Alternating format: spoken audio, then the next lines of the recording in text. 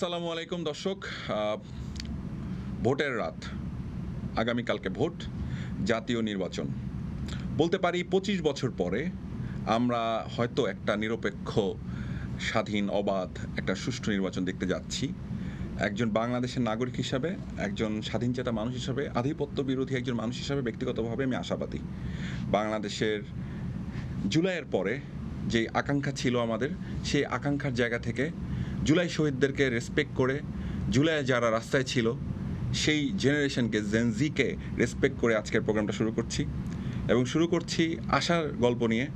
আজকের প্রোগ্রামের পর থেকে, আজকে থেকে আগামী 3 দিন, মানে আজকে, কালকে রাতে এবং পরশু দিন আমি থাকবো এই প্রোগ্রামে, ভোটকাস্ট প্রোগ্রামে। আজকে আমার সাথে আছেন দুজন জেনজি, আমি তাদেরকে পরিচিত করেছি একজন জেনজি হিসাবে, এবং আমাদের ইয়াং পলিটিশিয়ান বলতে পারি, পলিটিশিয়ান অ্যাক্টিভিস্ট বলতে পারি তারা আমাদের বিবেক, বলতে পারি আমাদের আশা ভরসার জায়গা। আবার কিছু কিছু সময় তারা আমাদের হতাশার কারণও হয় কেউ। তো সেরকম দুজন মানুষকে আমরা আজকে আমাদের দর্শক, আমাদের গেস্ট হিসেবে পেয়েছি।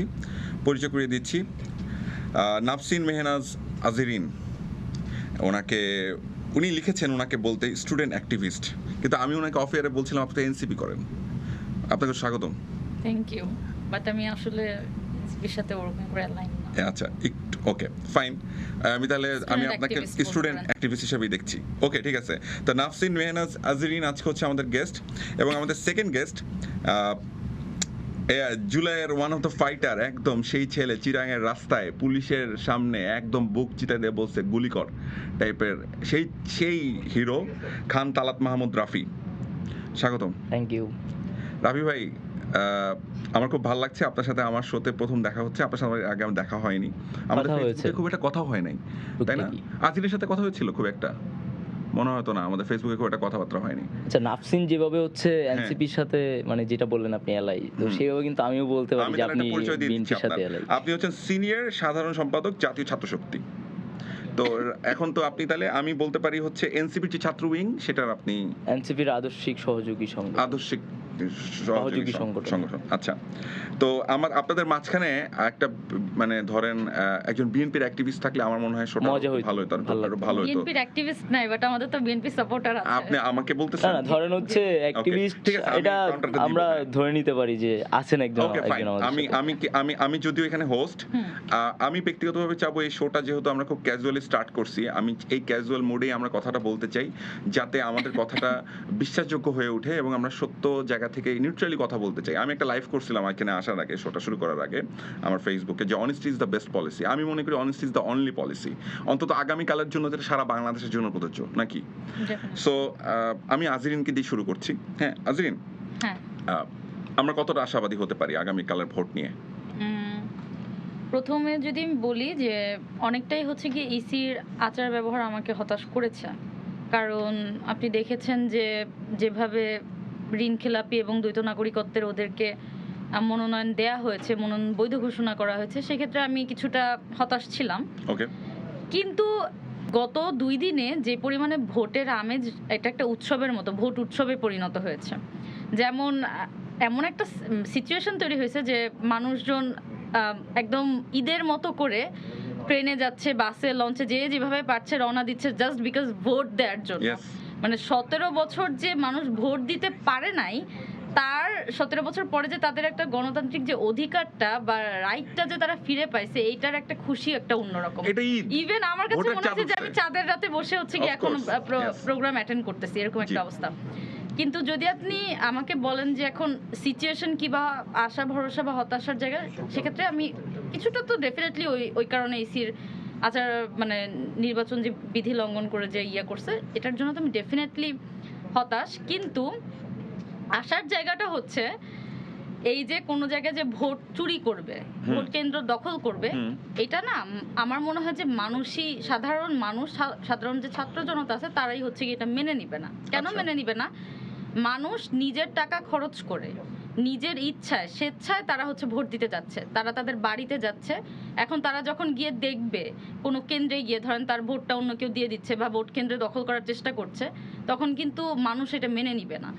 অলসো কারণ 5 তারিখের পরে তো মানুষ কথা বলার একটা রাইট পাইছে, সো মানুষ চেষ্টা করবে যে কোনো মতেই যেন আমার ভোটটা অন্য কেউ না দিয়ে দিতে পারে, বা ভোটটা যেন চুরি না হয়, বা কেন্দ্রটা যেন দখল না হয়। সো ধরেন সব জায়গাতে মানুষজন যাবে, ভোট ডেফিনেটলি সবাই বলতেছে সকাল সকাল দিতে যাবে।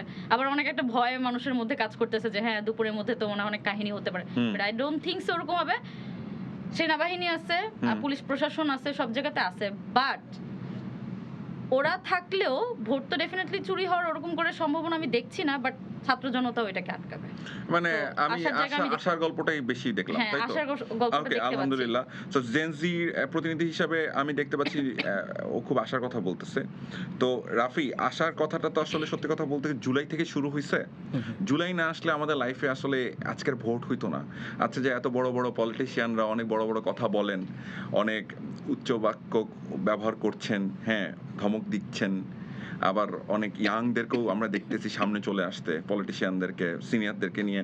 তো ওই বয়সটা না মেপে শুধুমাত্র একদম জায়গা থেকে ডাইরেক্ট কনফ্রন্ট করা যে আপনি এটা ভুল করছেন, আপনি অমুক, আপনি তমুক, আপনি দুর্নীতিবাজ, আপনি অমুক, আপনি সেই বলে ফেলা, এই যে সাহসটা তৈরি হলো জুলাই থেকে। আফি, জুলাইয়ে তো যখন আপনি রাস্তায় ছিলেন বা আপনারা রাস্তায় ছিলেন পুলিশের সামনে, ওই সময়ের পুলিশ তো আরো ব্রুটাল ছিল। এই সাহসটা যে তৈরি হইলো, ওই সাহসটা কি আপনার মনে হয় যে ওই সাহসটাই ক্যারি করে কালকে পর্যন্ত ইয়াং জেনারেশন ধরে রাখবে? ডেফিনেটলি এটা ধরে রাখবে, কারণ আমরা দেখেছি অভ্যুত্থানের সময়ও এই জেনজি মানে পিছু হটে নাই, এবং এটা শুধুমাত্র আগামীকাল না, আমার কাছে মনে হয় বাংলাদেশে আর কখনো জেনজি ভয় পাবে না। নট অনলি জেনজি, সারা দেশের মানুষের মধ্যে যে একটা ভয় ছিল, সেই ভয়টা কেটে গেছে মানুষের। এখন আর কেউ ওই ভয়টা দেখাইতে পারবে না। অন্তত মানুষকে বুলেটের ভয় দেখায়, টিয়ার সেলের ভয় দেখায়, এইগুলো দেখায় আসলে আটকে রাখতে পারবে না। মানুষ কথা বলবে, মানুষ কথা বলতে শিখে গেছে। ইভেন আমি আজকে একটা ঘটনার সাক্ষী যে কেন মানুষ কথা বলবে, সেই বিশ্বাসটা আমি কেন রাখতে পারতেছি। আমরা আমি কিছুক্ষণ আগে 11 আসন থেকে আসছি, ঢাকা 11 উত্তর বাড্ডায়। ওকে। তো সেইখানে কেন্দ্র দখলের একটা চেষ্টা করা হয়েছে। এটা কি আপনার ব্যক্তিগত এক্সপেরিয়েন্স? ইয়েস, আমি প্র্যাকটিক্যালি আমি দেখেছি। আমি জানি না আপনার কি প্র্যাকটিক্যালি মাঠে কেন্দ্র কি বলছেন দখল করার চেষ্টা করা উত্তর বাড্ডায় একটা কেন্দ্র দখলের চেষ্টা করা হয়েছে বিএনপি কর্তৃক। মানে আপনি মাত্র এক্সপেরিয়েন্স করে আসলেন এটা? ইয়েস, আমি কিছুক্ষণ আগে এই ঘন্টা দেড়েক। ওকে। তো তারপর যখন এটা খবরটা যখন এলাকাবাসী জানতে পেরেছে, তখন তারা সেটাকে প্রতিহত করেছে, এবং সেইখানে একজনকে মানে পেটানো হয়েছে, একজনের উপর আঘাত করা হয়েছে বিএনপি কর্তৃক, ছাত্রদল মারছে আপনি বলতে চাচ্ছেন? আচ্ছা, এই অভিযোগ কি শুধুমাত্র ছাত্রদলের উপরেই যাচ্ছে, অন্য কোন ছাত্রদলের? আমি নিজের চোখে এটা দেখা, আমি তো নিজের চোখে আমি আর দেখি না, আমার নিজের পার্সোনাল এক্সপেরিয়েন্স বলতেছি। বাট আমরা এটা নিয়ে মানে খুব আশাবাদী যে একটা অবাধ, সুষ্ঠু, নিরপেক্ষ নির্বাচন হবে। অ্যান্ড আমি আজকের এই যে অনুষ্ঠানটা আজকে আমি বুঝতে পেরেছি সেই জন্য, এবং ত্রয়োদশ জাতীয় সংসদ নির্বাচন 12 ফেব্রুয়ারি, অর্থাৎ আজকে 12টার পর থেকে 12 ফেব্রুয়ারি শুরু হচ্ছে। আমরা চলে আসছি। হ্যাঁ, তো আমি আজকে খুবই মানে শ্রদ্ধা করে স্মরণ করতেছি আমাদের জুলাই অভ্যুত্থানের যে ভাইয়েরা নিজের জীবন ত্যাগ করে গিয়েছেন, যে আহত সহযোদ্ধা চোখ হারাইছে কিন্তু এখনো তার চোখটা পায় নাই, যে ছেলেটা হাত হারাইছে তার হাতটা আর পাবে না, যে ছেলেটা পা হারাইছে তার পাটা পাবে না, তাদেরকে আমি অনেক শ্রদ্ধা করে স্মরণ করতেছি। এটা বাংলাদেশের অদূর ভবিষ্যতে যারাই পলিটিক্স করবে তাদের এটা উচিত, এবং মনে রাখা উচিত। নট অনলি মনে রাখা, তাদেরকে সেই রেসপেক্টটা করা উচিত, এবং তাদের জায়গা থেকে সবার দায়িত্ব নেওয়া উচিত। যারা নেক্সট সরকারে আসবে, সরকার গঠন করবে, তাদেরকে এই অভ্যুত্থানের প্রত্যেক শহীদ আহতদের দায়িত্ব নেওয়া উচিত। কারণ এই যে একটা নির্বাচন আমরা স্বপ্ন দেখতেছি, কালকে সুষ্ঠু একটা ভোট হবে, সেই প্রত্যাশাটা যে আমরা করতে পারতেছি, এটা কাদের জন্য করতে পারতেছি? অনেকে এখন অনেক বড় বড় কথা বলে, কিন্তু তারেক রহমান সাহেব কিন্তু 17 বছর দেশে ছিলেন না। বেগম খালেদা জিয়ার বাসার সামনে বালুর ট্রাক ছিল। রিজভী সাহেবকে আমরা দেখেছি, উনি 4-5 জন নিয়ে হরতাল পালন করে নাই। এখন তো হাজার হাজার নেতাকর্মী সারা দেশে আছে বিএনপির, অনেক বড় বড় কথা আমরা শুনতে পারি। মঞ্জুরুল মুন্সি কালকে বলেছেন যে তার কথার বাইরে ভোট দিলে সে ঘর বাড়ি আগুন দিয়ে জ্বালায় দিবে। বিএনপি তো তাকে বহিষ্কার করেছে। এটাকে আমরা সাধুবাদ জানাই। তো এই যে কথাগুলো বলতে পারে, সেগুলো হচ্ছে যে আমাদের জুলাই অভ্যুত্থানের যারা শহীদ, যারা আহত। 17 বছরের ব্যাপারটা যদি আমি বলতে চাই, কারণ এখানে তো আসলে বিএনপির কোনো প্রতিনিধি নাই, তো যেহেতু কথা হচ্ছিল শুরুতেই, কারণ আপনি কি তাহলে বিএনপির না আমি বিএনপি না, হিসেবে বলবেন? আমি অবশ্যই আমি বিএনপির সমর্থক হইতে পারি, আমি জামাতের সমর্থক হইতে পারি, আমি এনসিপি সমর্থক হইতে ঠিক। পারি, কিন্তু সবচেয়ে বড় সমর্থক আমি বাংলাদেশের। আমি এখানে Exactly. বাংলাদেশের প্রতিনিধি হিসেবে বসছি, আমার একজন মিডিয়া পার্সোনালিটি এবং হিসেবে বাংলাদেশের আমার রেসপন্সিবিলিটি আগে ফার্স্ট, আগে বাংলাদেশকে সার্ভ করা। বাংলাদেশের আচ্ছা, প্রত্যেকটা আমি এই মানুষই জায়গায় হচ্ছে আসি। বাংলাদেশের আমি যেহেতু এই প্রতিনিধি। আশঙ্কা কথাটা হলো 17 বছর ধরে তো এই যে আন্দোলনটা, এই আন্দোলনটা সফল হয়েছে না বিফল হয়েছে সেটার চেয়ে বড় কথা, এটাকে কেউ জিয়ে রেখেছে। হ্যাঁ, এই রেসপেক্ট করা উচিত। ধারাবাহিকতা এটাকে আমরা অনেক রেসপেক্ট করি, কিন্তু এইটাও আমাদের বলতে হবে যে 17 বছর কিন্তু বাংলাদেশপন্থী অনেক মানুষ, বিএনপির লাখ লাখ নেতাকর্মী রাজপথে নেমেছে, নামে নাই? অস্বীকার করার সুযোগ আছে? এবং আপনাদের কি মনে আছে অনেক বড় বড় আন্দোলন হয়েছে। আপনাদেরকে আমি একটু রিকল করাই দিই, মনে আছে যে কোনো প্রোগ্রামের আগে, বড় বড় প্রোগ্রামগুলোর আগে বিএনপি, জামাত বা অন্যান্য বিশেষ করে বিএনপির যে প্রোগ্রামগুলো যখন হতো, তখন কিন্তু লঞ্চ, ট্রাক থেকে বাস, তারপরে হচ্ছে সকল ট্রান্সপোর্টেশন বন্ধ করে দিত, মানুষ পায়ে হেঁটে হেঁটে 3 আমি তো গ্রামে বড় হইছি, হ্যাঁ, আমার গ্রামের বাড়ি হচ্ছে নেত্রকোনার জয়পুর গ্রামে। তো আমি আমার গ্রামে দেখছি যেই ছেলেটা মানে এরপর দিন কিভাবে চলবে, যেই ছেলেটা হচ্ছে মানে কামলা দেওয়া তো বোঝেন, মানে রোজে কাজ করা, দিনে সে 200 টাকা 250 টাকা পাবে, এইটাতে তার সংসার চলে। জি। সেই কামলা দেওয়ার টাকা দিয়ে সে ঢাকায় আসছে আন্দোলন করার জন্য, সে কিন্তু জীবনের মায়া করে নাই, সে কিন্তু বিএনপিকে ভালোবাসে দেখে আসছে। কিন্তু আয়শা যখন দেখছে যে একদিন 2 দিন পরে আন্দোলন শেষ হয়ে গেছে, কেন শেষ হয়েছে, ওয়াই? জুলাই তো আন্দোলন শেষ হয় নাই, Yes. 36 দিন আন্দোলন চলছে, এই কোশ্চেনগুলো তো আমাদের মনে আসে।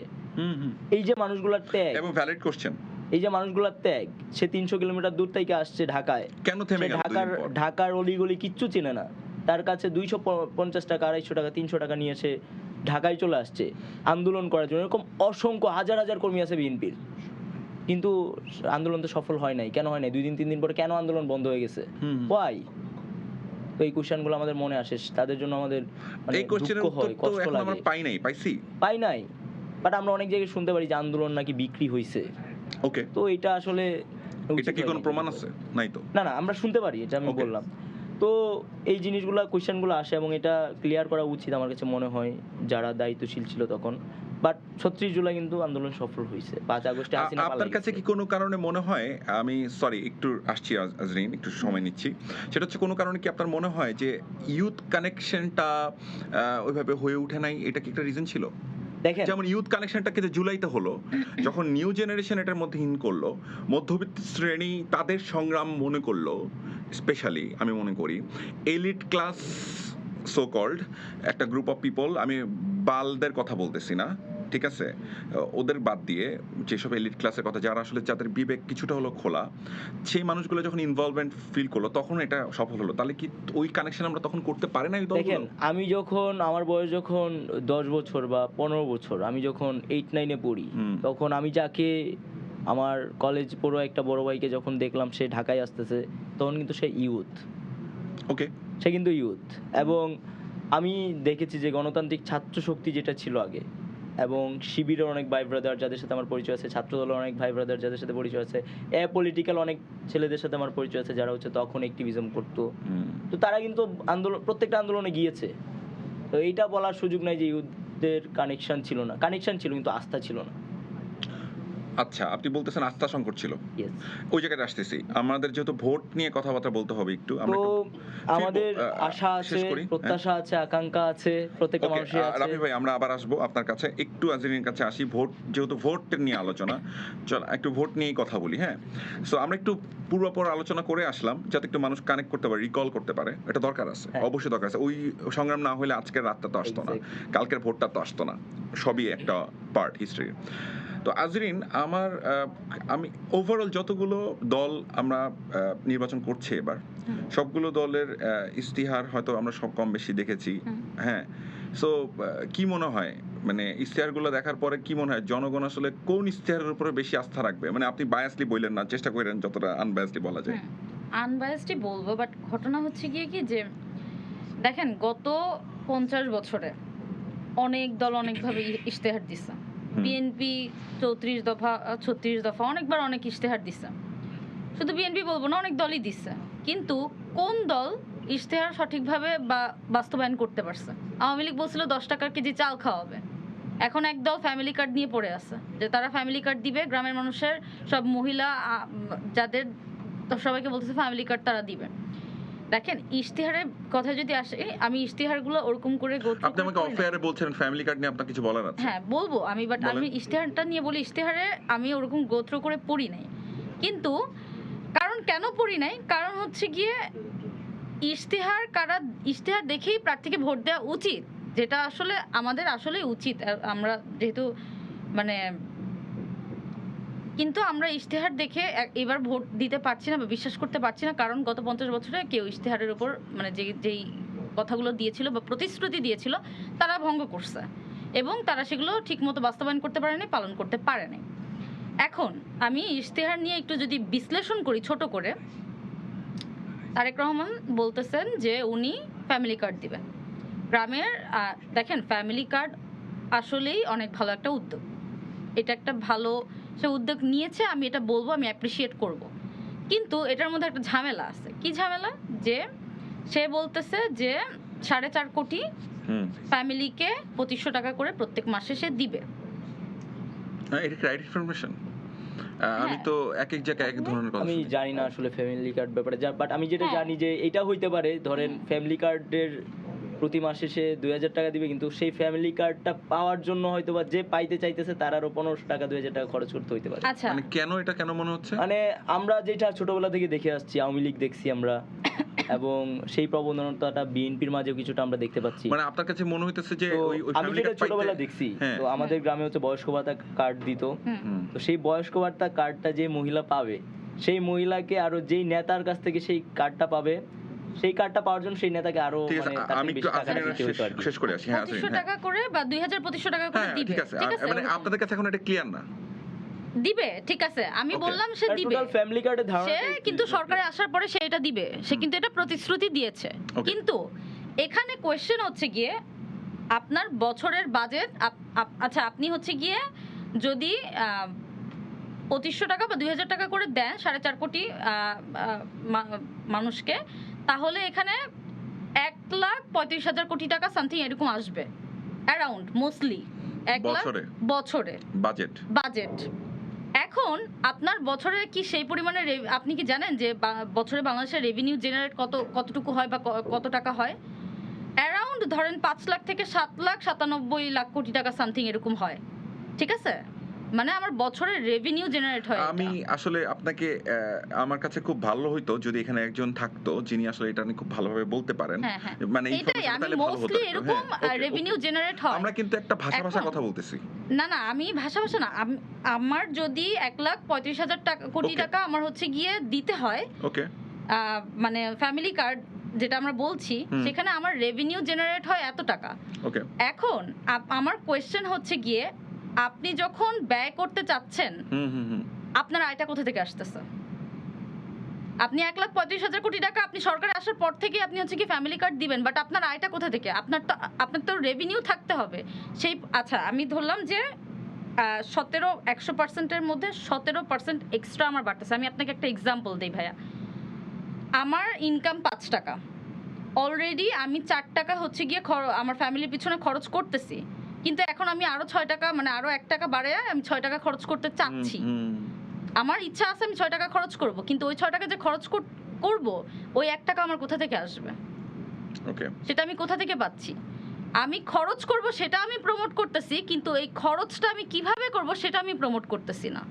তাহলে ফ্যামিলি কার্ডটা মানে এটার আমি আসলে এটা নিয়ে খুব ভাষা আমরা এখানে একটা ইনফরমেশন আমি হ্যাঁ, অ্যাড করি। আপনি ফ্যামিলি কার্ড দিচ্ছেন 2,000-2,500 টাকা পাবে একজন মানুষ, কিন্তু একজন মানুষের কি, একটা ফ্যামিলির কি আসলে মানে 2,000-2,500 টাকা দিয়ে মানে তার সংসারটা চলবে এক মাস? তার চেয়ে বরং আমার কাছে মনে হয় না, আপনি মানে বাস্তবতা দেখেন, প্র্যাকটিক্যাল এখন যে বাজার মূল্য, সেই জায়গা থেকে মানে 2,000-2,500 টাকা দিয়ে একটা ফ্যামিলি চলে না ভাই। আপনি এটা প্র্যাকটিক্যালি দেখেন। এখানে ঘটনা হচ্ছে কি, আমি বলি, আমিও একটা ভিডিও দেখছি যেখানে ধরেন 12 ঘন্টা বা 14 ঘন্টা কাজ করে একজন যে চায়ের যে চা তুলে যিনি 179 টাকা পায়, তার জন্য কিন্তু এই 2,000 টাকা অনেক ম্যাটার করতেছে। আমি বলতেছি না যে ফ্যামিলি কার্ডটা মানে হচ্ছে গিয়ে খারাপ বা সে খারাপ উদ্যোগ নিছে, আমার কোয়েশ্চেনটা হচ্ছে সে যে এই যে ফ্যামিলি কার্ডটার জন্য যে সে ব্যয়টা করতে চাচ্ছে, এই ব্যয়টা সে কিভাবে করবে যদি তার আয় না থাকে? ওইটাকে আমি সে 5 clear টাকাকে করে নাই। এটা আমি বলতেছেন 5 উনি, টাকাকে এটা clear 10 করে নাই। টাকাতে কনভার্ট করব, এইটা আমার কাজ হবে। কিন্তু আমি 5 টাকাকে হচ্ছে গিয়ে মানে 10 টাকাতে কনভার্ট করার আমার তো ইকোনমিক্যাল গ্রোথটাও দেখতে হবে। আমি আগে টাকাটা যে খরচ করব, আমার তো সেই টাকাটা Okay, রেভিনিউটা আমরা জেনারেট হইতে হবে। এই বিষয়টা নিয়ে এবং 179 হ্যাঁ। টাকার যে বিষয়টা দেখেন, এই 2000 Please, টাকা please. কিন্তু অনেকের জন্য অনেক ইম্পর্টেন্ট। হুম। এইটা মানুষের জন্য ফিজিবল না। এটা অনেক বেশি হচ্ছে কি আমি বলবো যে মানে আমি কিভাবে বলবো এটা, যে এটা কিন্তু অনেক বেশি খরচ। তো এটা কিন্তু এত ইজি না যে এটা মানে আমি 2 দিনে এটা আর্ন করে নিয়ে আসবো। এটা আজরিন, কিন্তু আরো অনেক তো সময় অফার লাগবে। আছে। হ্যাঁ, সেগুলো নিয়েও তো কথা বলা উচিত। আমার তো এটা মনে গেল। হয় যে তারপর হচ্ছে কি আমি জামাতের কথা ইশতেহার, হ্যাঁ, আমি NCP জামাতের ইশতেহার, বিএনপির ইশতেহারটা নিয়েও আমি শুধু বলি ফ্যামিলি ভাইয়া। কার্ড নিয়ে আমরা না, অনেক কিছু আমি কথা বলে জামাতের ফেলতেছি না? ইশতেহারটা নিয়েও আমি আপনাকে বলি। জামাত যেমন, যদি আমি এখানে ফ্যামিলি কার্ড ওরা ইয়ে করছে, জামাত কি করতেছে যে গ্র্যাজুয়েট করার পরে হুম। স্টুডেন্টদেরকে তারা লোন দিবে। তারা কিন্তু ডিপেন্ডেন্ট করতেছে না মানুষকে। তারা বলছে যে স্টুডেন্টদেরকে তারা লোন দিবে, তারা যেন কোর্স করতে পারে, তারা যেন বিদেশে যেতে পারে বা তারা বিভিন্ন ধরনের প্রশিক্ষণ নিতে পারে, এই কারণে তারা লোন দিবে। এবং আপনার কিন্তু সেই লোনটা পে করতে হবে, আবার রিপে করতে হবে আপনার। আচ্ছা। তো আমি মনে করতেছি তার ইশতেহারে এই জায়গাটা থেকে সে অনেক হচ্ছে কি ইকোনমিক্যাল গ্রোথের কথা প্লাস দেশের মানে গ্রোথের কথা সে কিন্তু চিন্তা করছে এখানে। এনসিপির যদি আমি বলি, এনসিপি সংখ্যায় অনেক কম আসবে। তারা অনেক ইশতেহার হয়তো বা তাদের বাস্তবায়ন করার সুযোগ হবে না, বা তারা পারবে না, কারণ তারা তো সংখ্যায় কম। কিন্তু এটা তাদের ফিউচারে সাহায্য করবে। ইশতেহার ব্যাপারটা কিন্তু এরকম না যে হচ্ছে এই তারা- ক্ষেত্রে আজকে এনসিপি ইশতেহার দিলাম, কালকে সেটা সংখ্যায় কম। বাস্তবায়ন হবে। একটু এখানে একটা কাউন্টার প্রশ্ন অবশ্যই আসতে হবে। এনসিপির সংখ্যায় কম, এটা তো আমাদের চয়েস না। এটা তো না, NCP দেখেন র choice। একটা পলিটিক্যাল পার্টি সেটা হচ্ছে 8 মাস হইছে গঠন হইছে, হ্যাঁ। তার হ্যাঁ। এটা বাস্তবতা ভাই। কিন্তু আপনি মানে তো আমার সাথে একটা মানুষ যদি কেন আসবে ইশতেহার যখন দেন, হচ্ছে আমি আমার কথাটা একটু কাইন্ডলি বোঝার চেষ্টা করেন। আপনি যদি ইশতেহার দেন, হুম, আপনি যেই দলই করেন না কেন, হুম। আমি বিশ্বাস করতে চাই ওই বাংলাদেশ নাই যে আপনি মিথ্যা কথা বলবেন। হুম। আপনি যদি এটা লিখেন তাহলে এটা আপনাকে প্রমিস রাখতে হবে। হ্যাঁ, অবশ্যই আমরা এখন তো যদি আপনি যতটুকু আমাকে possible বলেন সেটা তো যে এনসিপি আমি রাখবে, বাট হ্যাঁ বলেন, দেখেন যতটুকু পসিবল সেটা তো এনসিপি করবে, বাট দেখেন যদি এই কথা সরকার কিন্তু বলার সুযোগ নাই যে আমি পারতেছি না। আমি না, এটা তো এনসিপি পারতেছি, বলে নাই এটা বা বলে আমরা কেউ নাই। বলছি এটা যে আমরা পারতেছি না। অবশ্যই আমরা উনি যেটা যেটা বললেন আমাকে, উনি তো NCP আজরিন কেউ যেটা না। বললেন So, যে আমি- উনার তো উনি সরকার, উনি হয়তো সংখ্যায় কম। এই এই এই কথা তো আসলে জনগণ শুনতে রাজি না। না না সংখ্যায় কম, তারা তো চেষ্টা করবে যথেষ্ট, কিন্তু কিন্তু কারণ আপনারা তো এটাও ইউথ, হ্যাঁ। আপনার একটা অংশ, বিশাল অংশকে আপনারা রিপ্রেজেন্ট করেন উনি- এবং হ্যাঁ। জুলাই থেকে আপনাদের উত্থান ব্যাপারটা বোঝেন। আমার কথাটা হচ্ছে আপনাদের উপর তো মানুষের আশা ভরসা অন্য যে কোনো সময়, অন্তত পুরনো অনেক রাজনীতিবিদদের চাইতে আপনাদের উপরে আশা ভরসা বেশি। স্বাভাবিক এটা। আপনাদের চ্যালেঞ্জ বেশি, হুম, আপনাদের কথা শুনতে হয় বেশি, হ্যাঁ। আপনাদেরকে বেশি টার্গেটে রাখা হয়, which is true। হ্যাঁ, তো এটাই তাহলে স্বাভাবিক। আপনার কথা, আমার কথাটা হচ্ছে, আমার কাউন্টারটা হচ্ছে, আমি যে জিনিসটা বলতে চাই সেটা হচ্ছে আপনাদের কাছ থেকে তো আমরা জনগণ দেখতে চাই, আমি যদি জনগণের প্রতিনিধি হিসেবে বলতে চাই, তাহলে আমরা দেখতে চাই যে আপনারা আরো বোল্ড থাকবেন, যে ইয়াসটা আমরা করবই। না দেখেন, আমরা এনসিপি যে ইশতেহারগুলো দিয়েছে তো সেগুলো করার জন্যই দিয়েছে এবং তারা বাংলাদেশপন্থী চিন্তা করে দেখেই দিয়েছে। এবং দেখেন অনেকেই শুধু গাল ভরা ইশতেহার দেয় কিন্তু বাস্তবায়ন নাই। আমি প্র্যাকটিক্যাল খুব বিশ্বাস করি এবং এনসিপি যে পার্টি গঠনের পর থেকে এখন পর্যন্ত সারা দেশের মানুষের কাছে পৌঁছেছে, তারা সবাই কাজ করছে, সবাই ইউথ, সবাই ডেডিকেটেড। তো সেই জায়গা থেকে আমাদের বিশ্বাস আছে এবং আমাদের সেই ভরসাটা আছে, মানুষেরও ভরসা আছে, আমার আস্থা আছে এবং সেটা বাস্তবায়ন হবে ইনশাল্লাহ যদি এনসিপি ক্ষমতায় যায়। জেনজি কনভারসেশনকে আমরা একটু কম করে ফেলতেছি, আমরা একটু মনে হয় একটু বেশি বেশি করা দরকার। সো আমার কাছে যেটা মনে হয়, আমরা কয়েকদিন যাবত অনেক প্রচারণা দেখলাম, একটু প্রচারণা নিয়ে আলোচনা করি। ঢাকা আর্ট তো খুব আলোচনায় ছিল এবার। কি মনে হয়েছে রাফি, আপনাদের নাসিরউদ্দিন পাটোয়ারি, আমাদের নাসিরউদ্দিন পাটোয়ারি, হ্যাঁ। আমাদের মির্জা আব্বাস ভাইয়েরা কেমন করলেন? এনজয়েবল। কারণ দেখেন নাসিরউদ্দিন পাটোয়ারি আমার কাছে যেটা মনে হয় সে খুবই স্পষ্টভাষী এবং তার এই জায়গাটা থেকে আমরা যেটা ফিল করি যে বাংলাদেশের কেউ প্রশ্নের ঊর্ধ্বে থাকবে না। তারেক রহমান হোক, সে ডক্টর শফিকুর রহমান হোক, যে কেউ, সবাইকে সে কিন্তু প্রশ্নের ভিতরে নিয়ে আসছে। মানে আপনি বলতে যাচ্ছেন যত বড় সুপ্রিম লিডারই হোক, হ্যাঁ, যেই দলেরই হোক, মানে সবাই প্রশ্নের মধ্যে থাকতে সবাই হবে। কিন্তু বাংলাদেশের নাগরিক, as a Okay. Bangladesh citizen হিসেবে সে যেই হোক তাকে প্রশ্নের আওতায় আনতে হবে এবং সে কিন্তু এই যে তার প্রচারণার মাধ্যমে এটা এস্টাবলিশ করছে এবং সে বাংলাদেশের মানুষকে বুঝাইছে যে আপনি বাংলাদেশের মানুষ, আপনি বাংলাদেশের নাগরিক, আপনি যে কাউকে প্রশ্ন করতে পারেন, এই বাংলাদেশে যারাই থাকবে, সে সাধারণ মানুষ হোক, সে সরকার হোক, সে এমপি হোক, মন্ত্রী হোক, যে কেউ হোক, কাউকে ক্ষমতার ঊর্ধ্বে রাখা যাবে না। এবং সাধারণ মানুষ কিন্তু নাসিরউদ্দিন পাটোয়ারির সাথে যেভাবে এসে মিশতেছে, সাধারণ মানুষ কিন্তু নাসিরউদ্দিন পাটোয়ারিকে প্রশ্ন করতেছে, নাসিরউদ্দিন পাটোয়ারি তারেক রহমান সাহেবকে প্রশ্ন করতেছে, নাসিরউদ্দিন পাটোয়ারি ডক্টর শফিকুর রহমানকে প্রশ্ন করতেছে, সব লিডারদেরকে সে প্রশ্ন আনতে, মির্জা আব্বাসকে প্রশ্ন করতেছে। তো এরকম একটা বাংলাদেশ আমরা চাই। মির্জা আব্বাস নিয়ে কিছু বলেন। তো আমি আসলে তার সম্পর্কে খুব বেশি জানি না, শুধু যেটা শুনেছি এবং বিভিন্ন তথ্য আমি দেখেছি নাসিরউদ্দিন পাটোয়ারির ওয়ালে, বিভিন্ন দুর্নীতির মামলা এবং দুদকের অভিযান, বিভিন্ন ব্যাপার দেখেছি। আপনারা এটা অনলাইনে সার্চ করলে দেখতে পারবেন চাঁদাবাজি উনি একজন ব্যাপারে। পোর খাওয়া রাজনীতিবিদ, ওনাকে একদম যা বলতেছে তাই ঠিক। দেখেন, নাসিরউদ্দিন পাটোয়ারি যেই কথাগুলো বলছে প্রত্যেকটা কথার কিন্তু এভিডেন্স সে দেখিয়েছে। আচ্ছা। আপনি এটা মানে বলতে পারবেন না যে তার কাছে কোনো এভিডেন্স নাই, সে তথ্য প্রমাণ ছাড়া কথা বলেছে, সে কিন্তু তথ্য প্রমাণ সহ কথা বলেছে। এবং তাকেও যখন অনেকে এসে প্রশ্ন করতেছে, তাকে কিন্তু এই যে সরাসরি আমি একটা অনেকেই মন্তব্যে যাই, একটা প্রশ্ন মন্তব্যে যাই, চলেন আমরা ওই জায়গাটাতে না যাই, আমরা এই জায়গাটাতে একটু যাই। একদম শেষে সে বললো যে অনেক সহ্য করছি, সবাইকে মাফ করে দিলাম। এই ব্যাপারটাকে আপনি কেমন দেখেন? দেখেন, অনেক সহ্য করছে বলতে আমরা তো প্র্যাকটিক্যালি দেখি নাই, মাঠে হয়তো বা তাকে অনেক ডিস্টার্ব করা হয়েছে, তার উপর ডিম মারা হয়েছে, তাকে বিভিন্নভাবে মানে হেনস্থা করা আপনি হয়েছে। ফিজিক্যালি অ্যাসাল্ট করছেন তাকে? এক্স্যাক্টলি। দেখেন, তার উপর ডিম মারা হয়েছে, আর কোন প্রার্থীর উপর ডিম মারা হয়েছে সেটা হয়তো আমরা জানি না, অনেকের উপর মারতে পারে, বাট নাসিরউদ্দিন পাটোয়ারির উপর ডিম মারা হয়েছে, নাসিরউদ্দিন পাটোয়ারিকে বিভিন্নভাবে হেনস্থা করা হয়েছে। আপনার কি মনে হয় না যে ভাই কোনো আমাদের হুমকি দামকি তার প্রার্থীকে আসে তো নাই? গুলি করে মেরে ফেলা হয়েছে। আমাদের ঢাকা ৮ আসনের শহীদ ওসমান হাদিকে গুলি করে মেরে ফেলাইছে, সেইখানে নাসিরউদ্দিন পাটোয়ারি সাহস করে দাঁড়াইছে, এপ্রিশিয়েট করা উচিত। এবং সে কিন্তু সে কিন্তু পিছে যায় নাই, পিছু হটে নাই, সে কিন্তু পিছু হটে নাই, সে যেই সত্যটা সে ধারণ করে সেটা সে বলছে, এন্ড সেটার জন্য তাকে অনেক হেনস্থা শিকার হইতে হয়েছে। তো সেই জায়গাটা থেকে সে বলছে যে আমি সবাইকে মাফ করে দিচ্ছি। পাটোয়ারি সাহেবের যদি আমি কনভারসেশনাল আপনার যে কথা আমি বুঝলাম, সেটাতে ধরেন এটা কি আপনার মনে হয় যে এটা নিউ ভোটার্স যারা একটা বিশাল সংখ্যায়, বলা হয় যে প্রথমবার ভোট দিচ্ছে 4.5 থেকে 5 কোটি মানুষ প্রথমবার, যদি আমি জেন ওয়াইকে সহ আমি যদি প্লাস করি, আমি একটা ক্যালকুলেশন করছিলাম, এটা অলমোস্ট 7 crore অলমোস্ট। আমি জেন ওয়াইতে পড়ছি, আনফরচুনেটলি জেন জি না আমি। সো এই 7 কোটির ভোটার তো আসলে অনেক বড় ফ্যাক্টর। দেখেন, তারা কি এটা কানেক্ট করছে নাসিরউদ্দিন পাটোয়ারি নতুন পলিটিক্যাল জেনারেটিভ? দেখেন, নাসিরউদ্দিন পাটোয়ারি 2-1 দিন আগে নটরডেম কলেজে গিয়েছিল, আপনারা দেখেছেন যে তাকে নিয়ে শিক্ষার্থীদের কি পরিমাণ আগ্রহ, তাকে নিয়ে শিক্ষার্থীদের কি পরিমাণ উচ্ছ্বাস, তারা কিন্তু স্লোগান দিচ্ছে, তারা নাসিরউদ্দিন পাটোয়ারির সাথে ছবি তুলতে যাচ্ছে, মানে হাজারের মতো পোলাপান নটরডেম কলেজের তারা আসছে, আইসা হচ্ছে, তারা ছবি উঠাচ্ছে, তাকে নিয়ে উচ্ছ্বাসিত, তাকে নিয়ে আনন্দ করতেছে। এবং সেই বিকার উন্নয়নে যে যাচ্ছে সেখানেও শিক্ষার্থীরা তাকে নিয়ে আগ্রহ প্রকাশ করতেছে, ছোট ছোট বাচ্চারা আসতেছে, রিক্সাওয়ালা আসতেছে, শ্রমিক আসতেছে, কৃষক আসতেছে, সবাই আসতেছে কিন্তু। তো নট অনলি জেনজি, মানে এই যে ঢাকা ৮ নিয়ে একটা মানুষের ভিতরে আতঙ্ক ছিল, একটা ভয় ছিল, সেটা কিন্তু নাসিরউদ্দিন পাটোয়ারি ভেঙে দিছে। এটা এখন ধরেন আপনি নাসিরউদ্দিন পাটোয়ারির অনেক কাছের মানুষ বা আপনাদের বড় ভাই, এই জন্য হয়তো বলতেছেন। বড় ভাই হিসেবে বলতেছি না, অ্যাজ এ পলিটিশিয়ান হিসেবে, অ্যাজ এ ক্যান্ডিডেট। ওকে, এটা আপনার পার্সোনাল পয়েন্ট অফ ভিউ।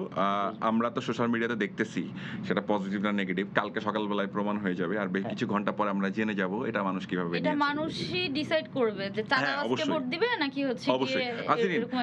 আমি একটু অন্যান্য জায়গাতে আসি, সেটা হচ্ছে আমাদের এইবারের যে ভোট, হ্যাঁ, এই ভোটে আপনার কি মনে হয় যে বাংলাদেশের অন্যান্য পলিটিক্যাল পার্টি, যতগুলো পলিটিক্যাল পার্টি আছে, তারা ইউথদেরকে সম্মান দিয়েছিল? যে জুলাইতে যারা, যে ইউথরা আসলে যাদের কারণে আজকের এই গণতান্ত্রিক পরিবেশ তৈরি হলো, আমরা যাচ্ছি, তারা প্রত্যেকে রেসপেক্টটা রেখেছে? এই জুলাইয়ের যারা স্পিরিট ছিল তাদের কি সম্মানটা, তাদেরকে শুধু আমি কিন্তু এটা এনসিপি পয়েন্ট অফ ভিউ থেকে বলতেছি না, আমি কিন্তু বলতে চাই না যে এনসিপি একমাত্র জুলাইয়ের stake holder, no, not at all, এটা হইতেই পারে না।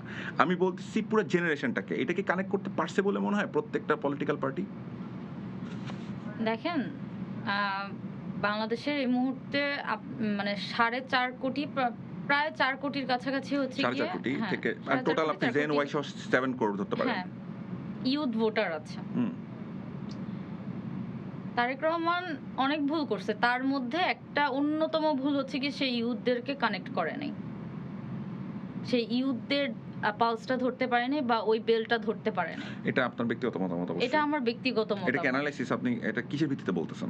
আচ্ছা, এই যে দেখেন, আপনি কি মানে অলমোস্ট কয়জনকে আপনি দেখাতে পারবেন যারা হচ্ছে কি ইউথ এবং হচ্ছে কি যারা এমপি ইলেকশনে দাঁড়িয়েছে যারা হচ্ছে কি বিএনপি থেকে 2-4 জন বাদে আপনি কিন্তু ওরকম করে আমাকে নাম দেখাতে পারবেন না যারা হচ্ছে গিয়ে দাঁড়াইছে এবং তাদের এইজ অ্যারাউন্ড হচ্ছে 28-30। আমি যদি বিএনপি এমপি পদপ্রার্থীদেরকে যদি আমি হচ্ছে গিয়ে অ্যানালাইসিস করি অ্যারাউন্ড তাদের এজ হচ্ছে কি 60 থেকে 65। এখন যখন দেখেন আমি ইউথ, এখন আমার এটা কি দেশে অ্যাকুরেট ডাটা? না 60 থেকে 65 বেশিরভাগই তো এরকম না। নাম জানি না, আপনি যে বলছেন এটা কি অ্যাকুরেট ডাটা? হ্যাঁ 60 থেকে আচ্ছা। অলমোস্ট সবারই হচ্ছে কি 60 থেকে 65 যারা হাঁটতে পারে না। বুড়া দর্শক আঙ্কেল আপনারা একটু জাজ করেন, কারণ আমি তো আসলে অ্যাকুরেট ডাটাটা নিয়ে বসি নাই, so যে আমার কাছে লেখা এই থাকলে যে ভালো যখন হতো। বুড়া আঙ্কেলদেরকে হচ্ছে কি আসলে দেয়া হচ্ছে ইউথ, আমি যখন একজন ইউথ তখন আমার যেটা হচ্ছে ধরেন আমার দেশের জন্য ক্রিপ্টোকারেন্সি দরকার, আমার দেশের জন্য এআই দরকার, আমার দেশের জন্য চ্যাট জিপিটি দরকার। দেখেন এগুলো সেই পলিসি কিন্তু অলরেডি আমরা দেখেছি, সেগুলো নিয়ে কথা হচ্ছে। হ্যাঁ আমরা এই চ্যাট জিপিটি ইউজ করতেছি কিন্তু আমরা ইউজার, কিন্তু আমরা কিন্তু ক্রিয়েটর না। সো যখন এই টাইপের মানে বুড়া আঙ্কেলদেরকে দেওয়া হচ্ছে তখন এইভাবে বলেন না। না আঙ্কেলদেরকে যখন না আচ্ছা দেখেন, আমি একটা জিনিস বলি, ওনারা তো এখানে আঙ্কেলই তো আমার এই আমাদের যে সিনিয়র আঙ্কেল, সিটিজেনদেরকে আমরা রেসপেক্ট করতে হবে। হ্যাঁ আমি তো বুড়ো আঙ্কেলই বলতেছি, আমি তো অন্য কোনো হ্যাঁ ভাষা অবশ্যই, ব্যবহার হ্যাঁ করছি না। হ্যাঁ প্লিজ বলেন। হ্যাঁ আমি তো এর জন্যই আমি বলতেছি। রেসপেক্ট করব আমরা সবাইকে। না আমি তো বুড়ো আঙ্কেল বলাটা তো আমার এখানে কোনো আঙ্কেল ইজ ওকে, ওই ঠিক আগের আছে। শব্দটা। না ওনারা তো আসলেই 60-65, ওকে এখন আমি ঠিক তো আছে, বলেন ডেফিনেটলি বুড়া বলবো। বলেন। সো ওনাদেরকে যখন দেয়া হচ্ছে ওনারা কিন্তু আমাদের সাথে কানেক্ট করতে পারবে না। ওনারা মানে আমরা যা চাচ্ছি তা কিন্তু ওনারা বুঝতে পারবে না। কিন্তু এনসিপিতে আপনি দেখেন সবই ইয়াং হচ্ছে কি ইউথ যারা নাহিদ ভাইয়ের বয়স কত বা অন্যান্য যেসব প্রার্থী আছে তাদের বয়স কত, তারা কয়জনই বা হচ্ছে আচ্ছা গিয়ে আজরিন, এখানে জামাতের কিন্তু এদিক থেকে আমি জামাতেরও আমি বলবো যে অনেকেরই তো সিনিয়র, জামাতের কথা বলতেছেন, জামাতেরও অনেক সিনিয়র, তো অনেক কিন্তু আমি senior। একমাত্র দেখছি যে এনসিপি হচ্ছে গিয়ে ইয়াং যারা তাদেরকে এই গ্র্যাব জায়গাটাই করতে আমি কিন্তু পারছে। প্রশ্ন সময় বলেছিলাম যে আমরা শুধুমাত্র জুলাইয়ের স্টেক হোল্ডার একটা দলকে করতে চাই না আমি শুধুমাত্র এখানে তাদেরকে কিন্তু দাবি তার কথা করতেছি কিন্তু না। এটা আসলে প্রমাণিত হয় না যে শুধু এনসিপি স্টেক হোল্ডার, এবং এটা হ্যাঁ। এনসিপি কখনো বলেও নাই যে আমি একমাত্র স্টেক হোল্ডার, বরং এনসিপি শুরু থেকেই বলে আসছে যে এই অভ্যুত্থান বাংলাদেশের ছাত্র জনতার আমার মাধ্যমে সব হয়েছে, সেটার নেতৃত্ব যারা দিয়েছে তারা এনসিপির দায়িত্বে আছে। ওকে এইটা কিন্তু এর মানে এই না যে জুলাই অভ্যুত্থান এনসিপির। আপনি এই যে আমি আপনাকে একটা উদাহরণই দেই, নাসিরউদ্দিন ভাইকে সবাই এত পছন্দ করতেছে কেন? এবং নাসিরউদ্দিন ভাইকে পছন্দ করতেছে কিন্তু ইয়াং ভোটার্সরা বেশিরভাগই নাসিরউদ্দিন এটা ভাইকে। আমরা কালকে প্রমাণ পেয়ে যাব।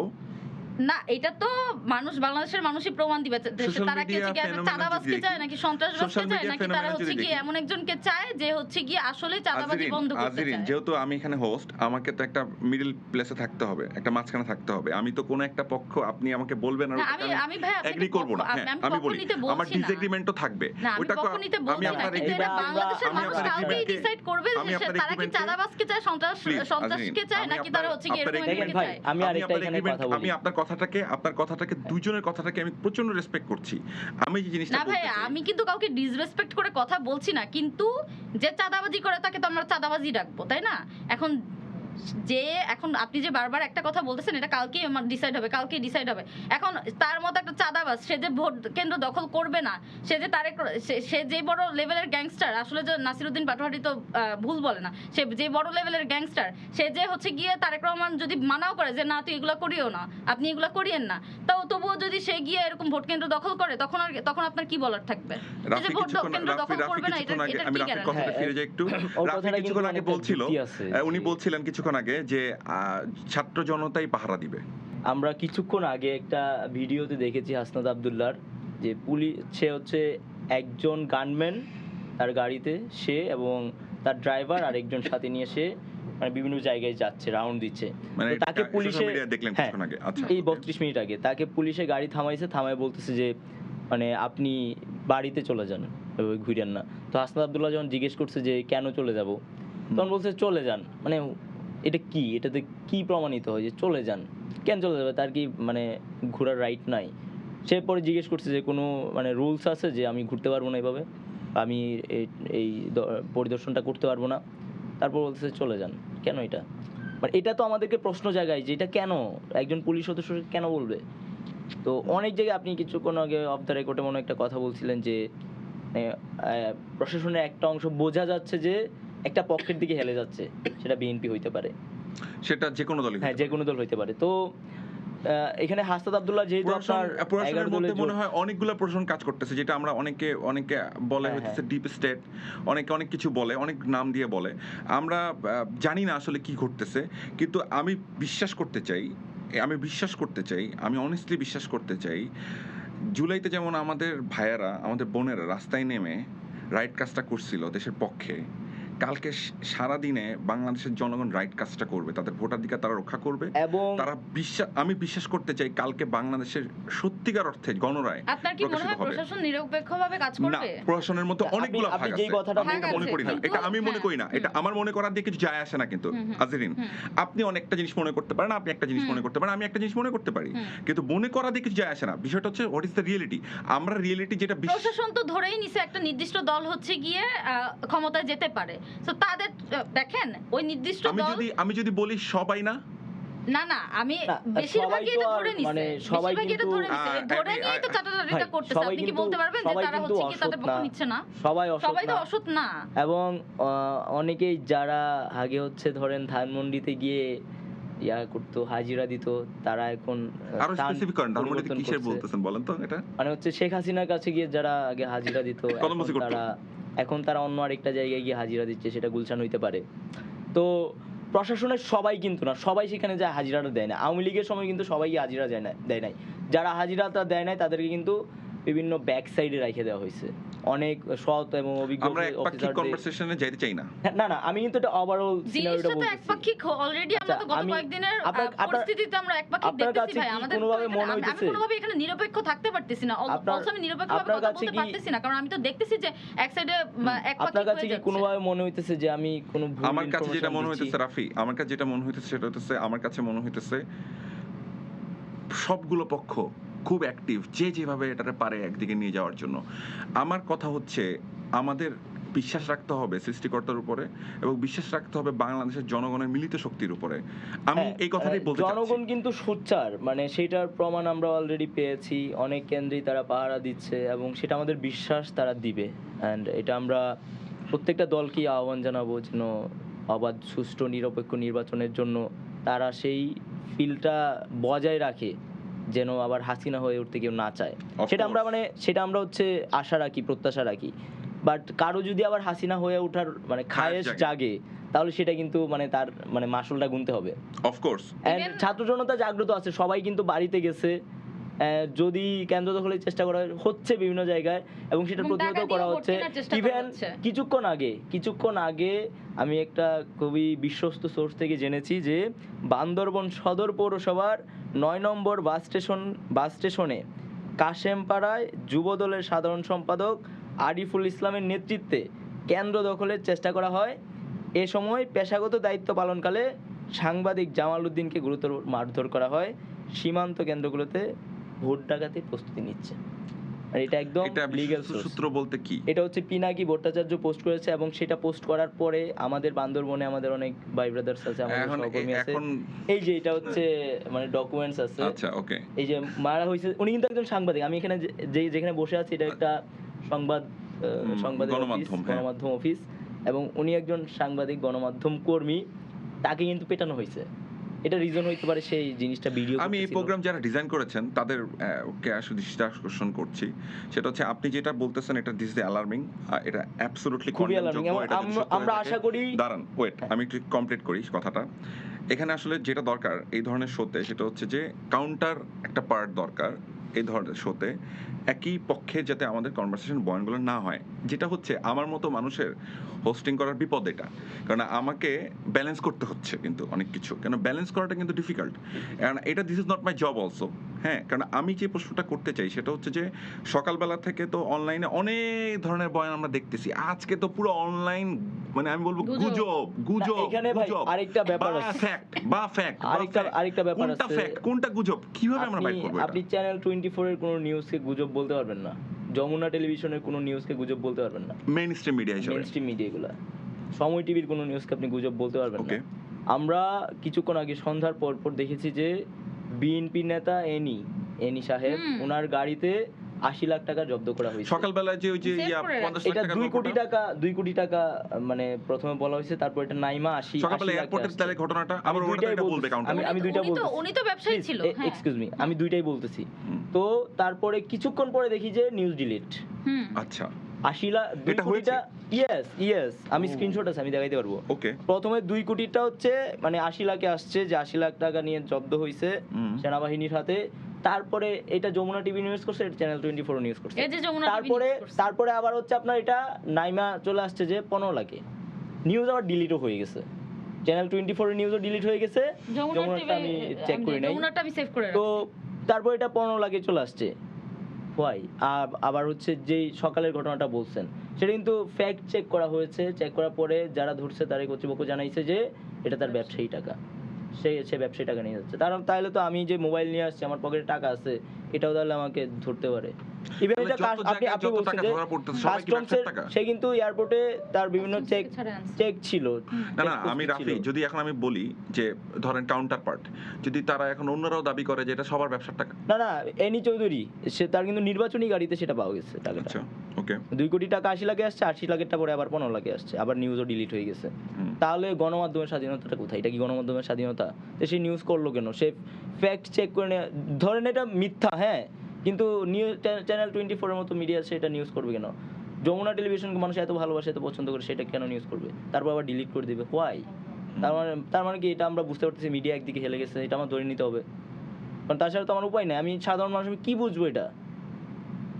তো এই যে জিনিসগুলো হইতেছে খুবই অ্যালার্মিং। এবং গণমাধ্যম আওয়ামী লীগের সময় যেমন মানে অভ্যুত্থানের সময় আপনারা দেখছেন কিছু মিডিয়া ছাড়া সবগুলো আওয়ামী লীগের দালালি করছে, সবগুলো। আমি এখানে বলে যাচ্ছি, এটা কিছু মিডিয়ার কথা বলতেছেন। কোন মিডিয়ার কথা বলতেছেন? প্রত্যেকটা ভাই, কোন মিডিয়া নিরপেক্ষ ছিল? প্রত্যেকটা মিডিয়াই হচ্ছে আওয়ামী লীগের বিরুদ্ধে। আমাদের বক্তব্যগুলো পাবলিক করে নাই। আমরা যে মিডিয়া বসে কথা বলতেছি সেটা কি নিরপেক্ষ ছিল? ছিল না, অবভিয়াসলি ছিল না। দেখেন আমি এখানে যখন মানুষকে গণহত্যা করা চলতেছিল, একটা সময় গিয়ে এই যে যখন এখন স্টিল নাও এই যে বিএনপির নিউজটা ডিলিট করা হয়েছে, এখন তো মানুষ তো ভাবতেছে এটা যে বিএনপি চাপে পড়ে মিডিয়া ডিলিট করেছে, এবং এটা ভাবা স্বাভাবিক। বিএনপির নেতা ধরা গেছে, তারপর আবার নিউজও ডিলিট হয়ে গেছে, এখন মানুষ ভাববে না যে এটা বিএনপির চাপে পড়ে ডিলিট হয়ে গেছে, বাট আমরা জানি না এটা আসলে সত্যটা কি। এখানে যে জায়গাটা আমরা আসলে ফাইন লাইনে আটকাই, সেটা হচ্ছে আপনি তো গ্রে এরিয়ায় বলতেছেন কথাটা, যে ওর চাপে, এর চাপে আমরা, শুনেন ভাই, মানে এটা হচ্ছে জেনারেলি থিংকিং। শুনেন ভাই, আমি একটা কথা বলি, এটা যে শুধুমাত্র মিডিয়ার ক্ষেত্রে, এটা প্রশাসনের ক্ষেত্র। কারণ এটা যে মানে রাফি ভাই যেটা বলতেছেন, যে আপনি যেটা বলতে চাচ্ছেন যে তারা নিজেদের থেকে হেলে পড়ছে, মানে এটা তাদেরকে চাপ প্রয়োগ করা হয়েছে দেখে তারা হেলে পড়ছে, না, বিষয়টা এটাও না। নিচে থেকেই পড়ছে হেলে, নিজে থেকে হেলে পড়ছে, কারণ তারা বুঝতে পারছে যে হচ্ছে গিয়ে তারা সরকারে আসতে পারে। 11 দলীয় জোট, জামাত এনসিপি জোটের প্রোগ্রামগুলো দেখেন, তাদের কি প্রোগ্রামে মানুষ কম হয়? মিডিয়া কয়টা যায়? আবার জনাব তারেক রহমানের প্রোগ্রামগুলো দেখেন, কত মিডিয়া যায় কিনা, কেমন যায়? তারপরে আপনি দেখেন না, আপনি কম্পেয়ারটা করেন। এখন এটা হইতে পারে চাপে পড়ে, আবার হইতে পারে মানে আলগা পিরিত। রাফি নাজরিন, আমি যেটা দেখছি আমার চোখে সেটা আমি বলছি, দেখেন আপনারা মিলায় নিতে পারেন কিনা। বাংলাদেশের প্রধান 2 দলের নেতার যত নির্বাচনী সভা আছে সবগুলাই কিন্তু সবগুলা মিডিয়ায় আমার মনে হয় যে কম বেশি প্রচার করছে। কম বেশি ভাই, এটা তো এক একটা চ্যানেল এক এক রকম। বলতে পারবেন যে হচ্ছে গিয়ে এই যে দেখেন ভাই, আমি আরেকটা কথা বলি। আমি এই যে আজকে এখানে আসার আগে জি আমি আপনাকে চিন্তা হচ্ছে মানে বিএনপির অ্যাক্টিভিস্ট হিসেবে মানে এটা সিম্পল আপনার লেখা দেখে, বাট আপনি বাংলাদেশপন্থী মানুষ, বাংলাদেশের পক্ষে কথা বলেন, বাট আপনি হয়তো বিএনপিকে পছন্দ করেন। আমি কিন্তু আপনাকে এই সময় টিভির হোস্ট হিসেবে আমি চিনতাম না। আসার পরে আমি দেখছি, আমি জানতামও না যে, কারণ এখানে অন্য আরেকজনের আসার কথা ছিল, আমি আসছি, তারপরে তো সে আসতে পারতেছে না, সেই জন্য আসার পরে আমি আপনাকে দেখছি। তো এখন আমি জানতেছি যে আপনি সময় টিভির হোস্ট। তো এই যে মানে এটা কিন্তু আমি জানতাম না। আমি জানতাম না। আপনার প্রফেশন বা হইতে পারে, it's not my profession, this is my kind of hobby, বলেন হবি হইতে পারে।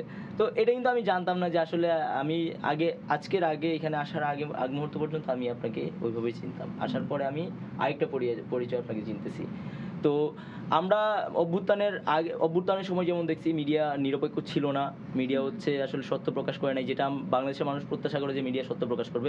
ঠিক এখনো এরকম একটা প্রবণতা আমরা দেখতে পাচ্ছি। বাট আমার কথাগুলো যদি গণমাধ্যম কর্মীরা কেউ শুনে থাকে এবং যারা মিডিয়া হাউসে আছে তারা যদি দেখে থাকে, আমি মানে এখন থেকে স্টিল এই মুহূর্ত থেকে আমি তাদেরকে একটা কথা বলতে চাই, ভাই সাবধান হয়ে যান, হুঁশিয়ারি হয়ে যান, ভালো মানুষ হয়ে যান। মানে অভ্যুত্থানের পরে তো দেখছেন যে আসলে কি হয়েছে, আপনাদের পরিণতিটা কি হয়েছে, মিডিয়ার প্রতি মানুষের কি একটা খেপা ছিল, তো ভালো হয়ে যান। ভালো হইলে আসলে মানে আপনারা সত্য প্রকাশ করেন, মানুষ এটা শুনে, মানুষ এটা দেখে, মানুষ এটা বিশ্বাস করে। সেই জন্য হচ্ছে, সেই জন্য অন্তত আপনাদের মানে ঠিক উইথ দ্য অনেস্টি আমার মনে হয় যে আমরা যদি আরেকটু টোন ডাউন করে কথা বলি তাহলে আসলে বলতে পারি, আমরা অনুরোধ করতে পারি আপনারা প্লিজ ওই ভুলটা কইরেন ভাই না। 17 বছর মানে তারা হচ্ছে ওই কি ভুলটা, একটা please, আমরা নির্দিষ্ট কিন্তু দলের ভাই চাকরি করছে অভ্যুত্থানের তারা। পরে এই যে 1.5 বছর হয়েছে, আমরা কিন্তু প্লিজই বলছি যে প্লিজ ভাই এটা করেন না, অনুরোধ আপনাদের কাছে, এটা করেন না, কিন্তু এটা কিন্তু করছে, এই যে এখন আবার করছে। তার মানে অভ্যুত্থানের পরে তাদের শিক্ষাটা হয় নাই, এখন আবার নির্বাচনের সময় আবার হেলে গেছে। সেখানে কি ব্যর্থতা নাই? তাহলে ইন্টারিমের যে এটা তো আমরা বারবার প্রশ্ন করি, এখানে তো কেন একটা কাউন্টার আসতেছে না। মানে আর রাফি স্টুডেন্টদের মধ্যে স্টুডেন্ট উপদেষ্টা আমাদের কি নাম, মাহফুজ সাহেব, উনি তো তথ্য উপদেষ্টা ছিলেন, তো উনি কি করলেন? আপনারা আইনা প্রশ্নের মুখোমুখি করেন, প্রয়োজন আমরা প্রশ্ন করব, আমরা তো প্রশ্ন করি। আপনারা আমরা যখনই আপনি মিডিয়াতে দেখেন না তাকে ভাই, নাকি সার্চ কাজ করেন, করতে দেওয়া হয় না, সার্চ সেরকম করেন, একটা কথা বলে। সার্চ করেন, কোথায় বলছে? আমি প্রশ্ন করি, সে অনেক জায়গাতেই এটা বাইরে বলে যাওয়ার যে পরে বললে লাভ আছে? হ্যাঁ, বের হয়ে যাওয়ার পরে প্লাস নাকি আপনি তাকে থেকে নাকি বলবেন? উপর থেকে অনেক চাপ প্রয়োগ করা হয়েছে, আমরা- প্লাস আপনাকে তো অনেকে নাকি তাকে জনগণের কাজ শক্তিতে করতে ওখানে দেয় বসতে নাই। হয়েছে। আমরা সেটা তাকে নিজেরা বলছে অনেক যে অনেকে বসছেন তাকে যে কাজ করতে কেন দেয় হচ্ছে নাই। আপনি মিডিয়া সংস্কার করেন নাই। আমরা মানে সামনাসামনি আমার খুবই কম দেখা হয়েছে ওনার সাথে, হয়তো আমার একবারও কথা হয় নাই, বাট আমার জায়গা থেকে আমি যখন আপনাদের বড় ভাইকে, আপনাদের এই যে স্টুডেন্ট উপদেষ্টা, তাকে জিজ্ঞাসা করছেন আপনারা আসলেই? আপনি সোশ্যাল না, না, মিডিয়াতে দেখেন তিনি না, তো নিজেই আমি বলেন তো তাকে আমার করতে দেওয়া হয় নাই আপনি কাজ। আজকে না আমাকে কে বলে? মাহফুজ ভাই নিজেই তো বলেন তাকে অনেক সময় কাজ করতে দেওয়া হয়নি। সে যখন উপদেষ্টা পদ থেকে প্রথম নেমে যখন সে, তার সাথে আমার একটা ইয়ে ছিল বাংলাদেশ টাইমসে, তার সাথেই আমার একটা আজিরিন, আমি একটু ছোট্ট করে হ্যাঁ, কাউন্টার হ্যাঁ, দিব হ্যাঁ। Please, allow me. আমার প্রশ্ন হচ্ছে, আমি যে কথাটা বলতে চাই সেই কথাটা হচ্ছে যে আমি আজকে উপদেষ্টা হওয়ার কথা ছিল না তো, না জুলাই না আসলে এটা হতো না। জুলাইতে আপনার অবদান আছে অনস্বীকার্য, এটা তো কেউ অস্বীকার করছে না, কিন্তু জুলাই পরবর্তী সময় সেই স্পিরিটকে আপহোল্ড করার দায়িত্ব কার ছিল? আপনার ছিল। আপনি সেই পাওয়ার হোল্ড করেছেন। সবাই তার উপদেষ্টা হয় নাই, সব ছাত্র তার উপদেষ্টা হয় নাই, হয়েছেন আপনি। এখন আপনি ভিতরে ঢুকে কাজ করতে পারেন নাই, যখন আপনি বলতে যাচ্ছেন আপনি করতে পারেন নাই, যখন আপনি করতে পারেন নাই তখন আপনার দায়িত্ব কি ছিল? ওখান থেকে স্পিক আপ করা, আমি কাজ করতে পারছি না, এবং সাথে সাথে বলে দেওয়া, কারণ আপনি তো জনগণের শক্তিতে আপনি এখানে বসছেন। আপনি জনগণের শক্তিতে যদি এখানে বসে থাকেন, ছাত্র শক্তিতে যদি এখানে বসে থাকেন, জনতার শক্তিতে এখানে বসেন, তাহলে আপনি ওখানে যখন বসেছিলেন ওই চেয়ারে আপনার পাওয়ার ছিল, তখন আপনি কেন প্রশ্ন তোলেন নাই? আপনি বের হয়ে আসার পরে যদি নাকি কান্না করেন যে আমি পারি নাই, তাহলে আপনি ব্যর্থ হিসেবে কাউন্ট করবো। আপনি ওনাকে ডেফিনেটলি প্রশ্ন করবেন, উনি ওনার ভাষ্যমতে যে উনি কাজ করতে পারেন না, ওর উপর চাপ ছিল। আমি এখানে ছাত্র দুজন প্রতিনিধি নিয়ে বসে আছি। না এটা কোশ্চেনটা খুবই স্বাভাবিক, এবং আমরা কিন্তু জানি না সে যতটুকু ক্লিয়ার করছে, আমরা সেটার মাধ্যমে একটা মানে মেসেজ পাইছি যে তার অনেক প্রতিবন্ধকতা ছিল, বাট আমাদের কখনো ওই কোশ্চেনটা করার সুযোগ হয় নাই, বা হচ্ছে ওই জনতার কাতারে আমরা প্রত্যেকটা বার প্রশ্ন করছি। আপনি আমার স্পিচ দেখেন, আমি বিভিন্ন প্রোগ্রামে কোয়েশ্চেন করেছি যে মিডিয়া কেন সংস্কার হচ্ছে না, মিডিয়াতে কেন এখনো আধিপত্যবাদ বিস্তার করতেছে, হোয়াই, প্রশ্নগুলো করেছি আমরা আমাদের দায়িত্বশীলতার জায়গা থেকে, আমরা অবশ্যই কোয়েশ্চেন করেছি এবং এটা সব সময় করেছি। Okay, let's hope for the best. তো মানে আমাদের যে প্রত্যাশা ছিল, এবং এটা এখন যারা হচ্ছে সংবাদকর্মী আছে, যারা মিডিয়া হাউসগুলো দায়িত্ব আছে, তাদের এখন বোঝা উচিত যে আসলে অভ্যুত্থানের পরে তাদের কি পরিণতিটা হয়েছে, এবং এখন যেই অবস্থাটা শুরু হয়েছে একটা পক্ষের দিকে হেলে যেতেছে, এটা পরিণতি কিন্তু ভালো হবে না, কিন্তু খারাপ একটা মেসেজ দেয় যে মানে তাদের পরিণতিটা ভালো হবে, জনগণ ডিসঅ্যাপয়েন্টেড হয়, যে কোনো পক্ষে যাওয়াই ভুল। আপনি দেখেন মানে আমি আমার নিজের চোখে দেখা যে অনেক মিডিয়াকে অভ্যুত্থানের পরপরই যখন আমাদের কিছু প্রোগ্রাম থাকতো, যেমন 8 তারিখ প্রোগ্রাম হয়েছে, 10 তারিখ প্রোগ্রাম হয়েছে, বিভিন্ন প্রোগ্রাম থাকতো না, 8 আগস্ট 10 আগস্ট বিভিন্ন প্রোগ্রাম ছিল আমাদের, বিজয় মিছিল হ্যান, তখন যেই মিডিয়াগুলো চাইতো, মিডিয়ার উপরে বোতল নিক্ষেপ, মানে জুতা নিক্ষেপ করছে, মানে এটা কিন্তু হয়েছে, এটা রিয়েলিটি ভাই, আমি আমার নিজের চোখে দেখছি। আমরা না করতাম যে ভাই জুতা মাইরো না, বোতল মাইরো না, ওরা মানে যারা হচ্ছে আসলে মাঠে কাজ করে তাদের হাতে তো কিছু থাকে না, এটা আমরা বুঝি, কিন্তু সবাই তো এটা বুঝে না, তো এটা করছে, এটা কিন্তু খুবের বহিঃপ্রকাশ। আমি একটু রাজনীতির কাছে আসতে চাই। রাজনীতির একটা কথা আমার কাছে বারবার, এটা আমাকে খুব মানে একটু ভাবালো, যে আসলে তাদেরকে পার্টিরা না বললেও তারা নিজে থেকে হেলে যায়। কারণ তাদের বিবেক, তারা একদম 17 বছরে তারা ওই জিনিস চর্চা করতে আরেকটা প্রবণতা। হ্যাঁ, বাংলাদেশের মানুষ হচ্ছে গিয়ে চায় নিজেদেরকে শাসন করুক, এর জন্যই তারা এইসব কাজ কারবার করে বেড়ায়। তারা যদি 17 বছর তারা এই যে এরকম যে করলো, তারা যে এক পক্ষের পুরা পুরো আওয়ামী লীগ কেন্দ্রিক একদম সব মিডিয়াগুলো দখল টখল করে তার পুরো সব হচ্ছে গিয়ে জয় এবং বাংলা ভাই, জয় এখানে কিন্তু বঙ্গবন্ধু সব অনেক এগুলাতেই influence-ও আছে। প্রচার প্রচারণা করছে। 17 বছর পরে যখন অভ্যুত্থানটা হইলো, অভ্যুত্থানেও তো তাদের অভ্যুত্থানেও তারা আমাদের সাইডে ছিল না। একদম লাস্ট মোমেন্টে গিয়ে তারা যখন দেখতে পারছে যে সিচুয়েশন খারাপ, এখন আমাদের তাদের মানে অনেক সময় অনেক সাংবাদিকদের কিন্তু বিবেক জেগে উঠছে যে তাদের সাথে এই যে যমুনা টেলিভিশনের কথা যদি আমি বলি, আমি বসুন্ধরাতে আন্দোলন করছি, সো যমুনার ওরা কিন্তু নেমে আসে এবং তারা কিন্তু অনেক প্রচার প্রচারণা করছে, করার চেষ্টাও করছে এবং সেগুলো ডিলিট করা হয়েছে। সো একদম লাস্ট মোমেন্টে গিয়ে মিডিয়া হচ্ছে গিয়ে আমাদের পক্ষ নিছে বা তারা আমাদের সাইডে এসে তারা নিউজ কভার করছে। এখন আবার তারা যখন দেখতেছে যে একটা পক্ষ তো মনে হয় তারা চলে যাইতে পারে সরকারে, তাদের গিয়ে চাটাচাটি করতে হবে কেন? 17 বছর কি আপনারা দেখেন না এটার ফলাফল কি আপনারা অভ্যুত্থানে পান নাই? এখন গিয়ে নিজেদের থেকে কেন গিয়ে যেতে হবে? এটা শুধুমাত্র মিডিয়ার ক্ষেত্রে না, পুরো প্রশাসনের এই অবস্থা। প্রশাসন নিজের থেকে যাবে, নিজের থেকে মানে তারা হচ্ছে কি দাস হয়ে থাকতে চায় যে আমাদেরকে কেউ শাসন শোষণ করুক, আমাদের গলায় পাড়া দিয়ে ধরুক, এরকম টাইপের তাদের হচ্ছে কি মেন্টালিটি। প্রশাসনকে অনেকেই দাস করে রাখতে চায়, যেমন পুলিশ সংস্কারে বিএনপি কিন্তু বাধা দিচ্ছে। বিএনপি চায় না একটা মানে স্বাধীন একটা পুলিশ সংস্কার। আপনি বলতে চাচ্ছেন একদম একটা দলকে একুজ করতেছেন? না, এটা কিন্তু ভাই মানে এই যে ঐক্যমত কমিশনে অনেকগুলা সংস্কারের ক্ষেত্রে বিএনপি নোট অফ ডিসেন্ট দেয় নাই। হ্যাঁ, নোট অফ ডিসেন্ট তো দিতেই পারে, এটা তো তার গণতান্ত্রিক অধিকার। দিছে তো, তাই না? মানে তার মানে সেই সংস্কারটা চায় না, এটাই তো না। সংস্কার কি চায় না বিষয়টা এরকম? হ্যাঁ, মানে চায় নাই তো, তাই তো গণভোটের আয়োজন হইতো। ওকে, হ্যাঁ, গণভোট তো কোনো খারাপ কিছু নয়, এটা তো বিএনপি এর বিরোধিতা যায় নাই। না, গণভোটের বিরুদ্ধে যাওয়ার তো সুযোগ নাই।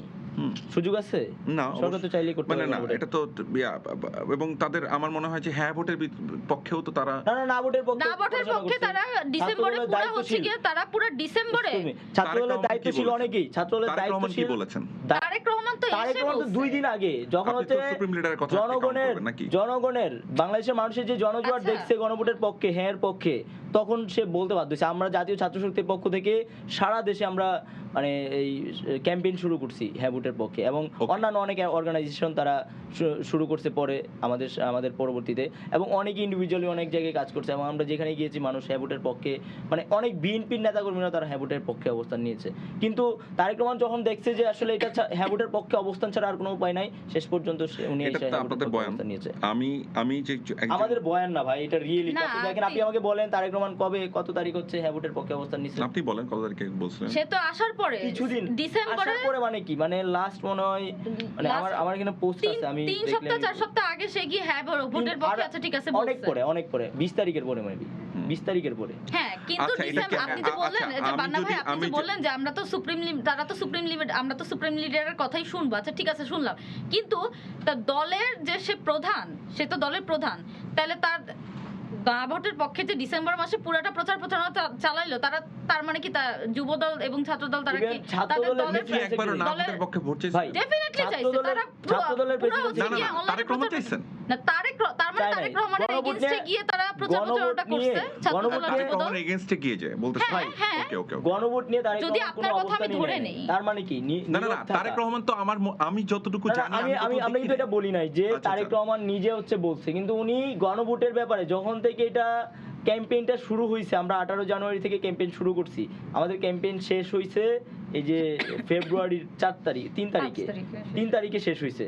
তো ফেব্রুয়ারি আমরা যখন হচ্ছে ব্রেক দিয়ে আসলাম 27-28 তারিখের দিকে মেবি হচ্ছে তারেক রহমান সাহেব বক্তব্য বলছে।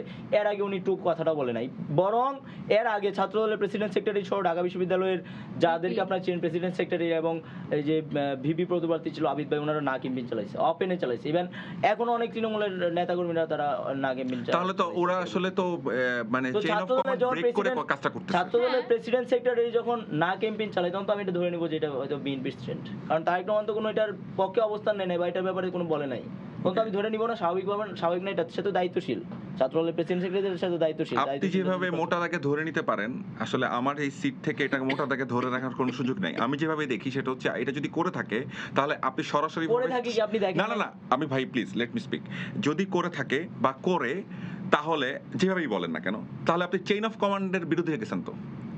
এটা তাদের সাংগঠনিক ব্যাপার। আপনার দলের সুপ্রিম লিডার বলতে সিএস ভোট, আমরা সবাই ইয়েস ভোটের ক্যাম্পেইন করতেছি। আপনি যদি একটা ব্যাপার আছে ভাই, এটা একটা ব্যাপার আছে, সেটা গুরুত্বপূর্ণ, অবশ্যই এটা ম্যাটার ভাই।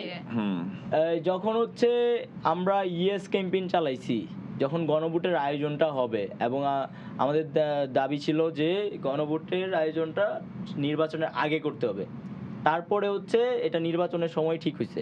তখন থেকে হচ্ছে আমাদের ছাত্রদলের অনেক সিনিয়র লিডাররা, যাদের কথা বললাম আমি, তারা না প্রোফাইল পর্যন্ত দিয়েছে, এগুলো স্ক্রিনশট রয়ে গেছে, না প্রোফাইল দিয়েছে, না ক্যাম্পেইন চালছে। আমরা হ্যাঁ ক্যাম্পেইনটা চালাইছি এবং শেষ পর্যন্ত আমরা সারা দেশে ভ্রমণ শুরু করছি। এটা মিথ্যা না অবশ্যই ভাই, মানে আপনি সোশ্যাল মিডিয়াতে দেখেন। না আই এগ্রি তো তারপর হচ্ছে যখন মানে এই ক্যাম্পেইনটা আমরা চালানো শুরু করছি, 11 দলীয় জোটও এটাকে হচ্ছে অনেক, তারা প্রত্যেকটা বক্তব্যে তারা হ্যাঁ ভোট নিয়ে কথাবার্তা বলছে এবং মানুষের যে জনজোয়ার। আমি আমার ব্যক্তিগত অভিজ্ঞতা বলি, আমি শুরু থেকেই যেটা চেষ্টা করেছি সেটা হচ্ছে যে আমার এটা জীবনের ব্রত একটা, সেটা হচ্ছে যে সাধারণ জনগণের পক্ষে থাকা। আমি একজনকে সাপোর্ট করতে পারি, কিন্তু দলের চাইতে বড় যে দেশ এবং দেশ ছাত্র জনতা কি চাচ্ছে এটা প্রথম দিকে তারেক রহমান বুঝতে পারেন নাই। আমার কথা হচ্ছে যেটা, যেমন আমি ইয়েস ভোটের পক্ষে ছিলাম এবং আজকে পর্যন্ত ওইখানেই স্ট্যান্ড করতেছি ব্যক্তিগত জায়গা থেকে। আপনি যদি বাংলাদেশপন্থী হয়ে থাকেন আপনি ডেফিনেটলি ইয়েস পন্থী, ইয়েস মানে একটু এখানে জিনিসটা হচ্ছে, ধরুন আমি ব্যক্তিগতভাবে বলতেছি, হ্যাঁ, এখন আমি একটা দলের সমর্থন করতেই পারি, কিন্তু আমার দল যদি কোনো ভুল করে থাকে, একজন বিবেকবান সমর্থক হিসাবে কি আপনারও তো সেই ভুলটা ধরা দেওয়া উচিত বলে আমি মনে করি।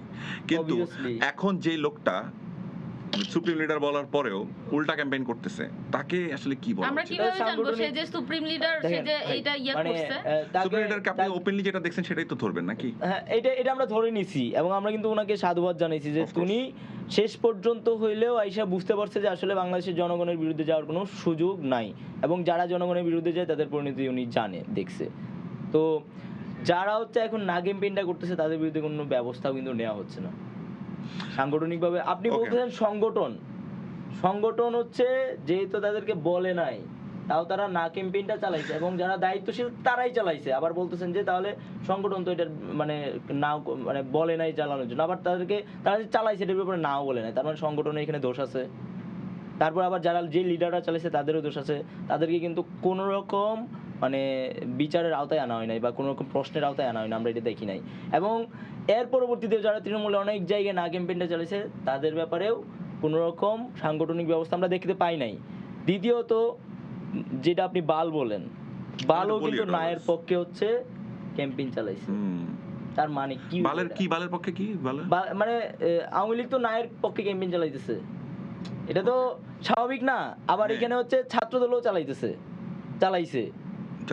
না ভাই, চালাইছে তো শুরুর দিকে চালাইছে ইন্ডিভিজুয়ালি চালাইছে এবং সাংগঠনিকভাবে ছাত্রদলের প্রেসিডেন্ট সেক্রেটারি যখন একটা পোস্ট দেয়, প্রেসিডেন্ট সেক্রেটারি যখন একটা স্ট্যান্ড নেয়, তখন কিন্তু আমি এটা ছাত্রদলের স্ট্যান্ড পাই। সরে আসছে না?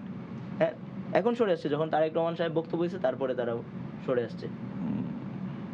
ওকে, এই ডিবেট তো ধরেন চলতেই থাকবে, নেভার এন্ডিং টাইপের ডিবেট। কালকে হচ্ছে আমাদের এই যে ভাই, আমার কথা হচ্ছে আমি ক্যাম্পেইন এইভাবে আমার সোশ্যাল মিডিয়াতে যারা দেখতেছেন তাদের উদ্দেশ্যে বলতেছি, আমি ব্যক্তিগতভাবে ইয়াসের পক্ষে। সো প্লিজ আপনারা যে দলের মার্কাতে ভোট দেন না কেন, প্লিজ গণভোটে হ্যাঁ দিন। সো এটাই হলো মূল বিষয়, এটা আমি বলতেছি, আমার রেসপন্সিবিলিটি। সো আপনাদের আগামীর ভাবনা কি একটু বলেন আমাকে, মানে নতুন বাংলাদেশ আমরা আসলে কিরকম দেখতে চাই? কালকের পর থেকে যে বাংলাদেশ, সেখানে ফ্রিডম অফ স্পিচ থাকবে কিনা, সেখানে আমরা যেভাবে দেশটা দেখতে চাইছিলাম, জুলাইয়ের এত রক্ত, এত মানুষ এত জীবন দিল, যে বাবা খাটিয়াতে করে তার সন্তানকে কবর শুয়ে দিয়ে আসছে, সেই বাবা তার সন্তানকে পাবে না। যেই মাটা এখনো সেই বিছানার দিকে, ওই বালিশটার দিকে তাকায় থাকে, তার সন্তান এখানে ঘুমাতো, সেই মাটা দেখবে না। এই যে ভাইটা 2 চোখ ভরে তার মাকে দেখতো, সেই ভাইটা তার মাকে দেখতে পাবে না। যে বোনটা ওই হাতে হয়তো তার ভাইটাকে নিয়ে আদর করতো, তার ছোট বোনটাকে নিয়ে আদর করতো, তাকে আর ধরতে পারবে না। এই যে আমাদের অনেক দায়, আমরা যারা বেঁচে আছি এই জুলাই পরবর্তী সময়, আপনাদের অনেক দায়, আমাদের প্রত্যেকের অনেক দায়। এদের সাথে আমরা কোনোভাবে বেইমানি করতে পারি না। আমরা এই রক্তের সাথে আমরা যেন কোনোভাবে কোনো ধরনের বেইমানি না করি। এই যে ওসমান হাদির কথা, আমরা শহীদ ওসমান হাদিকে আমরা স্মরণ করব, আমরা ভালোবাসবো, হৃদয়ে ধারণ করবো এবং তার ওই মতাদর্শটা আমরা বিশ্বাস করবো, বাংলাদেশপন্থী হয়ে উঠবো, আধিপত্যবাদ বিরোধী হয়ে উঠবো। সো আপনি সব কিছু ওভারঅল অ্যানালাইসিসে আপনি একটু আমাকে বলেন যে নতুন বাংলাদেশ আসলে কিরকম দেখতে চান? দেখেন, হাদি ভাইয়ের একটা কথা আসছে, সেখান থেকে আমি বলি বাংলাদেশের মানুষ আসলে বেশি কিছু চায় না। বাংলাদেশের মানুষ চায় যেন তাদেরকে কেউ, তারা ব্যবসা বাণিজ্য করতে নামলে তাদেরকে কেউ যেন ডিস্টার্ব না করে, তাদের কাছে গিয়ে যেন টাকা না চায়, এই টাইপের জিনিস চায়। এবং বাংলাদেশের মানুষ আরেকটা জিনিস চায়, সেটা হচ্ছে কি তাদের কষ্টটা যেন তারা আরেকজনের সাথে শেয়ার করতে পারে, তারা তাদের মনের কথাটা যেন আরেকজনের সাথে শেয়ার করতে পারে। তাদের মনে একটা কষ্ট আছে, তারা শুধুমাত্র আপনার সেটা সলভ করতে হবে না, কিন্তু আপনি শেয়ার করছেন তাতেই তার অর্ধেক কষ্ট কমে যাবে। আমাদের ওসমান ভাই সেটা ছিলেন, ওসমান হাদি ভাই। ওসমান হাদি ভাই একজন রিক্সা চালক মামা থেকে শুরু করে, একজন গার্ড মামা থেকে শুরু করে সবাইকে জড়ায় ধরতেন এবং তাদের কথাগুলো শুনতেন, তাদের কষ্টগুলো শুনতেন।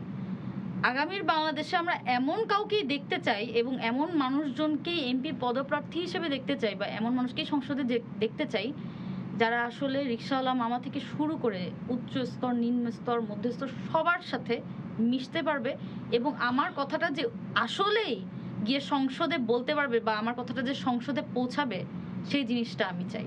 এবং এই যে ধরেন আমার একটা চাকরি পেতে হলে আমার হচ্ছে গিয়ে হাত পা ধরতে হয়, বা আমার ধরেন উপরে লবিং লাগে, লিঙ্ক লবিং লাগে, খালা মামা চাচা লাগে, এই জিনিসটা যেন আর না লাগে আমাদের। আমি প্রত্যেকটা কথাতে কিছুটা কিছুটা মানে হাদি ভাইয়ের উদাহরণ দেই, কারণ কি যে বাংলাদেশের মানুষ হাদি ভাইয়ের জানাজার দিন দেখাই দিছে যে তারা কেমন মানুষ চায়, কেমন মানুষ তারা সংসদে দেখতে চায়। দেখেন হাদি ভাইয়ের জানাজায় কিন্তু লক্ষাধিক মানুষ হয়েছে, কেউ 10 লাখের উপরে, 1 মিলিয়ন উপরে, ইয়েস, লক্ষাধিক মানুষ হয়েছে। মানুষ কিন্তু ভালোবেসে গেছে তাকে, এবং সে স্বতন্ত্র প্রার্থী হিসেবে দাঁড়ানোর পরেও মানে সে যে জেন্টাল আচরণটা করতো, তার গায়ে পানি মারতো, তারপরেও সে বলতো যে হ্যাঁ ভাই আরো পানি মারেন, কোনো সমস্যা নাই, ময়লা পানি মারতো।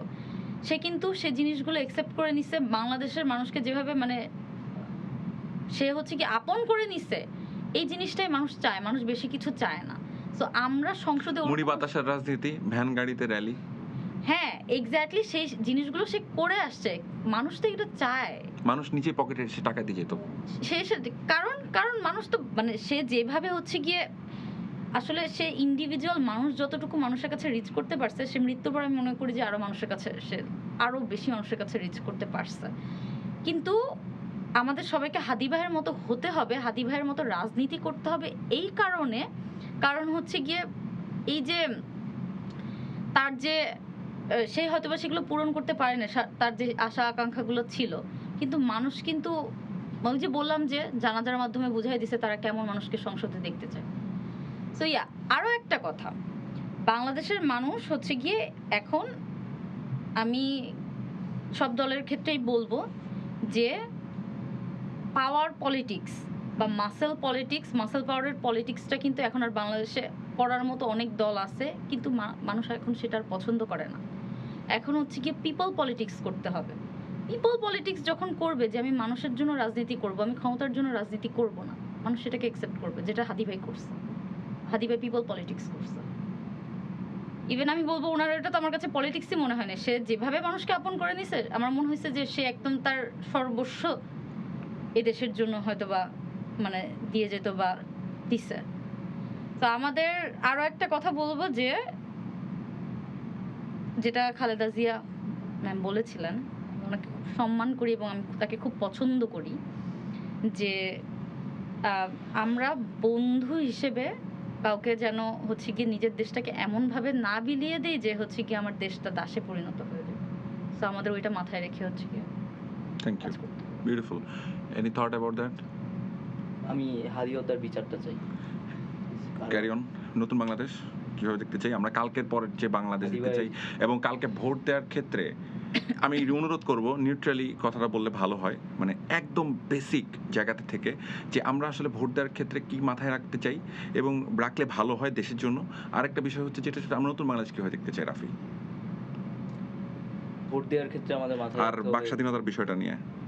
ভোট দেওয়ার ক্ষেত্রে আমাদের মাথায় রাখতে হবে যে এই যে ভোটটা আমরা দিতে পারতেছি, এখানে সরকারি হিসেবে 1400 শহীদের রক্তের বিনিময়ে দিতে পারতেছি। আমরা ভোটটা দিতে পারতেছি 30,000-এরও বেশি আহতদের চোখ, কান, নাক, পা, হাত আহত, যে হচ্ছে দেখতে পারে না এখন, আমি আপনি দেখতে পারতেছি, আর সে কিন্তু পৃথিবী আর দেখতে পারবে না। যে মা তার সন্তানরে হারাইছে, সেই মা কিন্তু আর তার সন্তানরে পাবে না, কানলেও পাবে না ভাই। যেই বাপ পোলার লাশটা সে হচ্ছে কাঁধে নিছে, কাঁধে নিয়ে গিয়ে দাফনটা করছে, ওই বাপে কিন্তু তার পোলার আর দেখতে পারবে না। অনেক মা আছে যাদের লাশ পাওয়া যায়নি, সে জানেও না যে তার ছেলে বাইচে আছে নাকি মরে গেছে। এই যে এত 17 বছর বিভিন্ন রাজনৈতিক দলের নেতাকর্মীরা গুম হইছে, খুন হইছে, ভোটটা দেওয়ার আগে যেন তাদের সিনারিটা ভাসে চোখে, ওই মায়ের সিনারিটা যেন ব্যালট ভাসে। পেপারটা না একটু ভাববেন ওই একটু, কোনটা? ব্যালট পেপারটা একটু হাতে নিয়ে একবার একটু হ্যাঁ, এটাই আমি recall। বলতেছি যে আসলে মানে প্রত্যেকটা মানুষেরই ইমাজিন করতে হবে যে আসলে আমি মানে কোন কিসের ভিত্তিতে এখানে আমি ভোটটা দিতে আসতে পারছি। ওই যে বোনটা হচ্ছে চিৎকার করে বলতেছিল যে আমার ভাইরে মাইরা ফেলাইছে, যে বন্ধুজন লাশ হ্যাঁ, নিয়ে মিছিল করছিল, লাশ নিয়ে মিছিল করতেছিল, যে মানে ভাইরে মাইরা ফেলছে, তারা লাশ নিয়ে মিছিল করতেছে। ওই বোনগুলোর কথা মনে রাখতে হবে, ওই ভাইটার কথা মনে রাখতে হবে। রিয়া গোপ নামের একটা ছোট্ট বাচ্চা যে বুঝেও না কিছু, সেও গুলি হেলিকপ্টারে হাঙ্গল দেখাইছিল জাস্ট মাইরা ফেলছে। তার অপরাধ কি ছিল? সে তো আন্দোলনেও যায় নাই ভাই। তো ওই মানুষগুলোর কথা আমাদের মনে রাখতে হবে, মনে রাখে তারপর ভোটটা দিতে হবে, যেন মানে আসলেই সঠিক যোগ্য ব্যক্তিকে ভোটটা দেওয়া হয়। আর আগেও বলছি যে এই যে এতগুলা মানুষ আত্মত্যাগ করছে, তাদেরকে যেন মনে রাখা হয়, তাদেরকে যেন সেই রেসপেক্টটা করা আর হয়। নতুন বাংলাদেশ এবং নতুন বাংলাদেশ And চাই freedom আমি of হচ্ছে প্রথমত যদি বলি, হাদি ভাই যে স্বপ্নের বাংলাদেশ চাইতো, জি সেই হাদি ভাইয়ের স্বপ্নের বাংলাদেশ চাই। আমাদের শহীদেরা যেই স্বপ্নের বাংলাদেশ চাইছে, তারা তো হুদাই যায় শহীদ হয়ে যায় নাই, কোনো দলের জন্য যায় নাই আন্দোলন করতে। তারা আসলেই মানে এই দেশটা থেকে যেন স্বৈরাচার মুক্ত হয়, এই দেশটা থেকে যেন হাসিনা চলে যায়, হাসিনা যেন আসলে না থাকে, আর সেই জন্য পালায় যায়। তো হাসিনা যেন পালায় যায় এবং মানে এই যে স্বৈরতন্ত্র একটা কায়েম করছিল, এটা যেন ভেঙে যায়, সেই জন্য কিন্তু তারা রাজপথে গেছে এবং একটা নতুন বাংলাদেশ চাইছে, ইনসাফের বাংলাদেশ চাইছে, যেখানে অন্যায় করলে সেই অন্যায়কারীর শাস্তি হবে, যেখানে খুন করলে খুনির শাস্তি হবে, যেখানে ধর্ষণ করলে সেই ধর্ষকের শাস্তি হবে, যেখানে পাথর মাইরে কোনো মানুষকে মাইরে ফেললে সেইটার বিচারটা হবে, যেখানে হাদি ভাইয়ের মতো মানুষকে মাইরে ফেললে সেই বিচারটা হবে। ওই বাংলাদেশ আমরা চাই। এবং মানুষকে যেন আর দাসে পরিণত হইতে না হয়, মানুষকে যেন মানুষের মতো বাইচে থাকার মতো, নাগরিককে যেন নাগরিক হিসেবে ট্রিট করা হয়, ওই বাংলাদেশটা আমরা চাই। এবং নাসির ভাই যেটা করতেছে যে প্রশ্নের ঊর্ধ্বে যেন কেউ না থাকে, এমন কোনো বাংলাদেশ চাই না যেখানে হচ্ছে কাউকে আমি প্রশ্ন করতে পারবো না। প্রশ্ন করলে যেমন হাসিনার এগেনস্টে যেই বলতো তারই জেলে নিত, ছাত্রলীগের এগেনস্টে যেই বলতো তারই জেলে নিত, আওয়ামী লীগের এগেনস্টে যেই বলতো তারই জেলে নিত। ওই বাংলাদেশটা আমরা চাই না। আমরা ন্যায় এবং ইনসাফের একটা বাংলাদেশ চাই, যে বাংলাদেশে হচ্ছে কেউ প্রশ্নের ঊর্ধ্বে থাকবে না, সে প্রাইম মিনিস্টার হোক, সে মিনিস্টার হোক, সে এমপি হোক, যেই হোক, এই বাংলাদেশটা আমরা চাই। একটা কি জানি কোশ্চেন করছিলেন? Freedom of speech. এবং যেটা শেষ পর্যন্ত বলছেন, এখানে অনেকগুলো কথা চলে আসছে, ফ্রিডম স্পিচ, স্বাধীনভাবে যেন বলতে পারি। এই অন্তত 1.5 বছর তো আমরা মুক্ত মনে কথা বলতে এই যে দেখেন আপনার মাঝে কিন্তু একটা কোশ্চেন চলে আসছে যে আমি কোশ্চেনটা করছি আজকে। হ্যাঁ এক্স্যাক্টলি, মানে আসলে কি আমরা স্বাধীনভাবে কথা বলতে পারবো কিনা, কালকের পরে কি হবে, কালকে পরে কি হবে। আমরা কি আবার আমার একটা মানে আত্মবিশ্বাস আছে যে মানে যেই দেশের মানুষ কথা বলা শিখে গেছে, যেই কথা বলাটা ভুলে গেছিল 17 বছরে, সে আবার নতুন করে কথা বলা শিখছে। মুখ বন্ধ করাটা খুবই টাফ বিষয়, যেটা হাসিনা অনেক চেষ্টা করে তারপর পারছিল, বিভিন্ন ভয়ভীতি দেখে। কিন্তু এই যে মানুষ এখন অধিকার নিয়ে সচেতন, মানুষ এখন কথা বলে, যেখানে অন্যায় হয় সেখানেই সে প্রতিবাদ করে, সে মানে এটা দেখে না যে আমি তো একা, আমি তো পারবো না, এটা কিন্তু সে বিবেচনা করে না। তার বিশ্বাস আছে একটা অন্যায়ের বিরুদ্ধে কথা বললে তার পক্ষে আরো 100 জন এসে দাঁড়াবে। তো এই যে কথা বলার, এটা কেউ থামাই দিতে পারবে না ইনশাআল্লাহ। কথা বলতে পারবে মানুষ এবং কথা বলবে, যদি কেউ থামাই দিতে চায় তার বিরুদ্ধে আমাদের অবস্থান থাকবে। এবং আমি আশা করি বাংলাদেশপন্থী বিএনপি বলেন, জামাত বলেন, এনসিপি বলেন, যত রাজনৈতিক দল আছে আওয়ামী লীগ ছাড়া, অফকোর্স সবাই হচ্ছে এটার এগেইনস্টে থাকবে, সবাই এটার এগেইনস্টে থাকবে, যারা হচ্ছে মানুষের জবানকে বন্দি করতে চাইবে আবার নতুন করে, যারা আবার ফেসিবাদ কায়েম করতে চাইবে বাংলাদেশে, তাদের জায়গা বাংলাদেশে হবে না এবং তাদেরকে শেষ পর্যন্ত হাসিনার মতো পালাই যেতে হবে। সো এটা যদি কেউ মনে করে থাকে তাহলে তাদের ভুলে যায়, আজকে রাতের মধ্যে সংশোধন হয়ে যাওয়া উচিত। মান্না ভাই, আমি ভোটারদের উদ্দেশ্যে একটা কথা বলতে চাই। হ্যাঁ প্লিজ। যে আমি রিকোয়েস্ট করব ভোটারদেরকে গণভোটে তো অবশ্যই হ্যাঁ দিতে, কিন্তু কালকে যদি কোনো প্রার্থীকে মানে কোনো ভোটারকে যদি ধরেন হুমকি ধামকি দেওয়া হয় ভোট কেন্দ্রের বাহিরে বা যে কোনো জায়গায়, যদি হুমকি ধামকি দেওয়া হয় যে আমাদের এগেনস্টে ভোট না দিলে বা এইটা করলে ওইটা করলে এরকম সেরকম যদি কোনো হুমকি ধামকি দেওয়া হয়, প্রত্যেকটা ভোটার মেক শিওর করবে যে সেই প্রার্থীর এগেনস্টে যেন গিয়ে ভোটটা দিয়ে আসে, ডেফিনেটলি সেই প্রার্থীটার এগেনস্টে গিয়ে ভোট দিয়ে আসে। কারণ বাংলাদেশকে রিপ্রেজেন্ট করবে, আমরা আমাদের জনপ্রতিনিধি চাই, কিন্তু এরকম কাউকে আসলে আমরা চাই না যে জনপ্রতিনিধি কিন্তু তার পাশে কোনো জনগণ থাকে না, তার পাশে সব চামচা বাহিনী থাকে। সো আমি প্রত্যেকটা ভোটারের উদ্দেশ্যে এটা রিকোয়েস্ট, অনুরোধ করে বলবো, আপনাকে যে বাধা দিবে তার এগেইনস্টে ভোট তার এগেনস্টে গিয়ে ভোটটা দিয়ে আসবেন এবং মেক শিওর করবেন যে আপনি যেন তার এগেনস্টে ভোটটা দিচ্ছেন। বাহ, আমার এটা একটা ভালো একটা প্রতিকার মনে হয়েছে, গুড অ্যান্টিবায়োটিক। হ্যাঁ, এটা যারা এটা করবে আর যারা টাকা দিবে উল্টাপাল্টা, মানে তাহলে মানে ওটা ওই against। জায়গাটাতেই মানে হচ্ছে কি টাকাটা আপনি খান, টাকাটা নেন, টাকাটা খান, কিন্তু ভোটটা আপনার যারে মন চায় তারে দেন। মানে রাইট পিপলকে দেন। হ্যাঁ, রাইট পিপল, মানে সঠিক হচ্ছে প্রার্থীটাকে দেন। যোগ্য প্রার্থীকে দেন, টাকা যাকে আপনার খান, সৎ মনে হয়। যদি টাকা খাইতে ইচ্ছা করে। টাকাটা খান, সমস্যা নেই এটা নিয়ে। তার কারণ যে যে দিতেছে তো মানে হারাম যেমন- টাকা দিতেছে, হালাল যেমন টাকা তো কুকুর দিতেছে তেমন না। মুগুর না, এটা কুকুর তো অনেক ভালো বিশ্বস্ত প্রাণী। এটা কি বলবো, যেমন শয়তান, ঠিক শয়তানকে যে ট্রিটমেন্ট দেওয়া উচিত, যে শয়তানকে যে ট্রিটমেন্ট দেওয়া উচিত, যে শয়তান যে টাকা এবং দিবে। মানুষ কিন্তু এখন বোঝে, মানে আপনি টাকাটা দিতে যাইবেন, টাকাটা কিন্তু নিবে, কিন্তু সে ভোটটা কালকে সকালে গিয়ে ওরেই দিবে যারে তার যোগ্য মনে হয়। এটা আমাদের জোশ এক্সপেকটেশন জোশ। আপনার মনে হয় এটা হবে কালকে? হওয়া উচিত।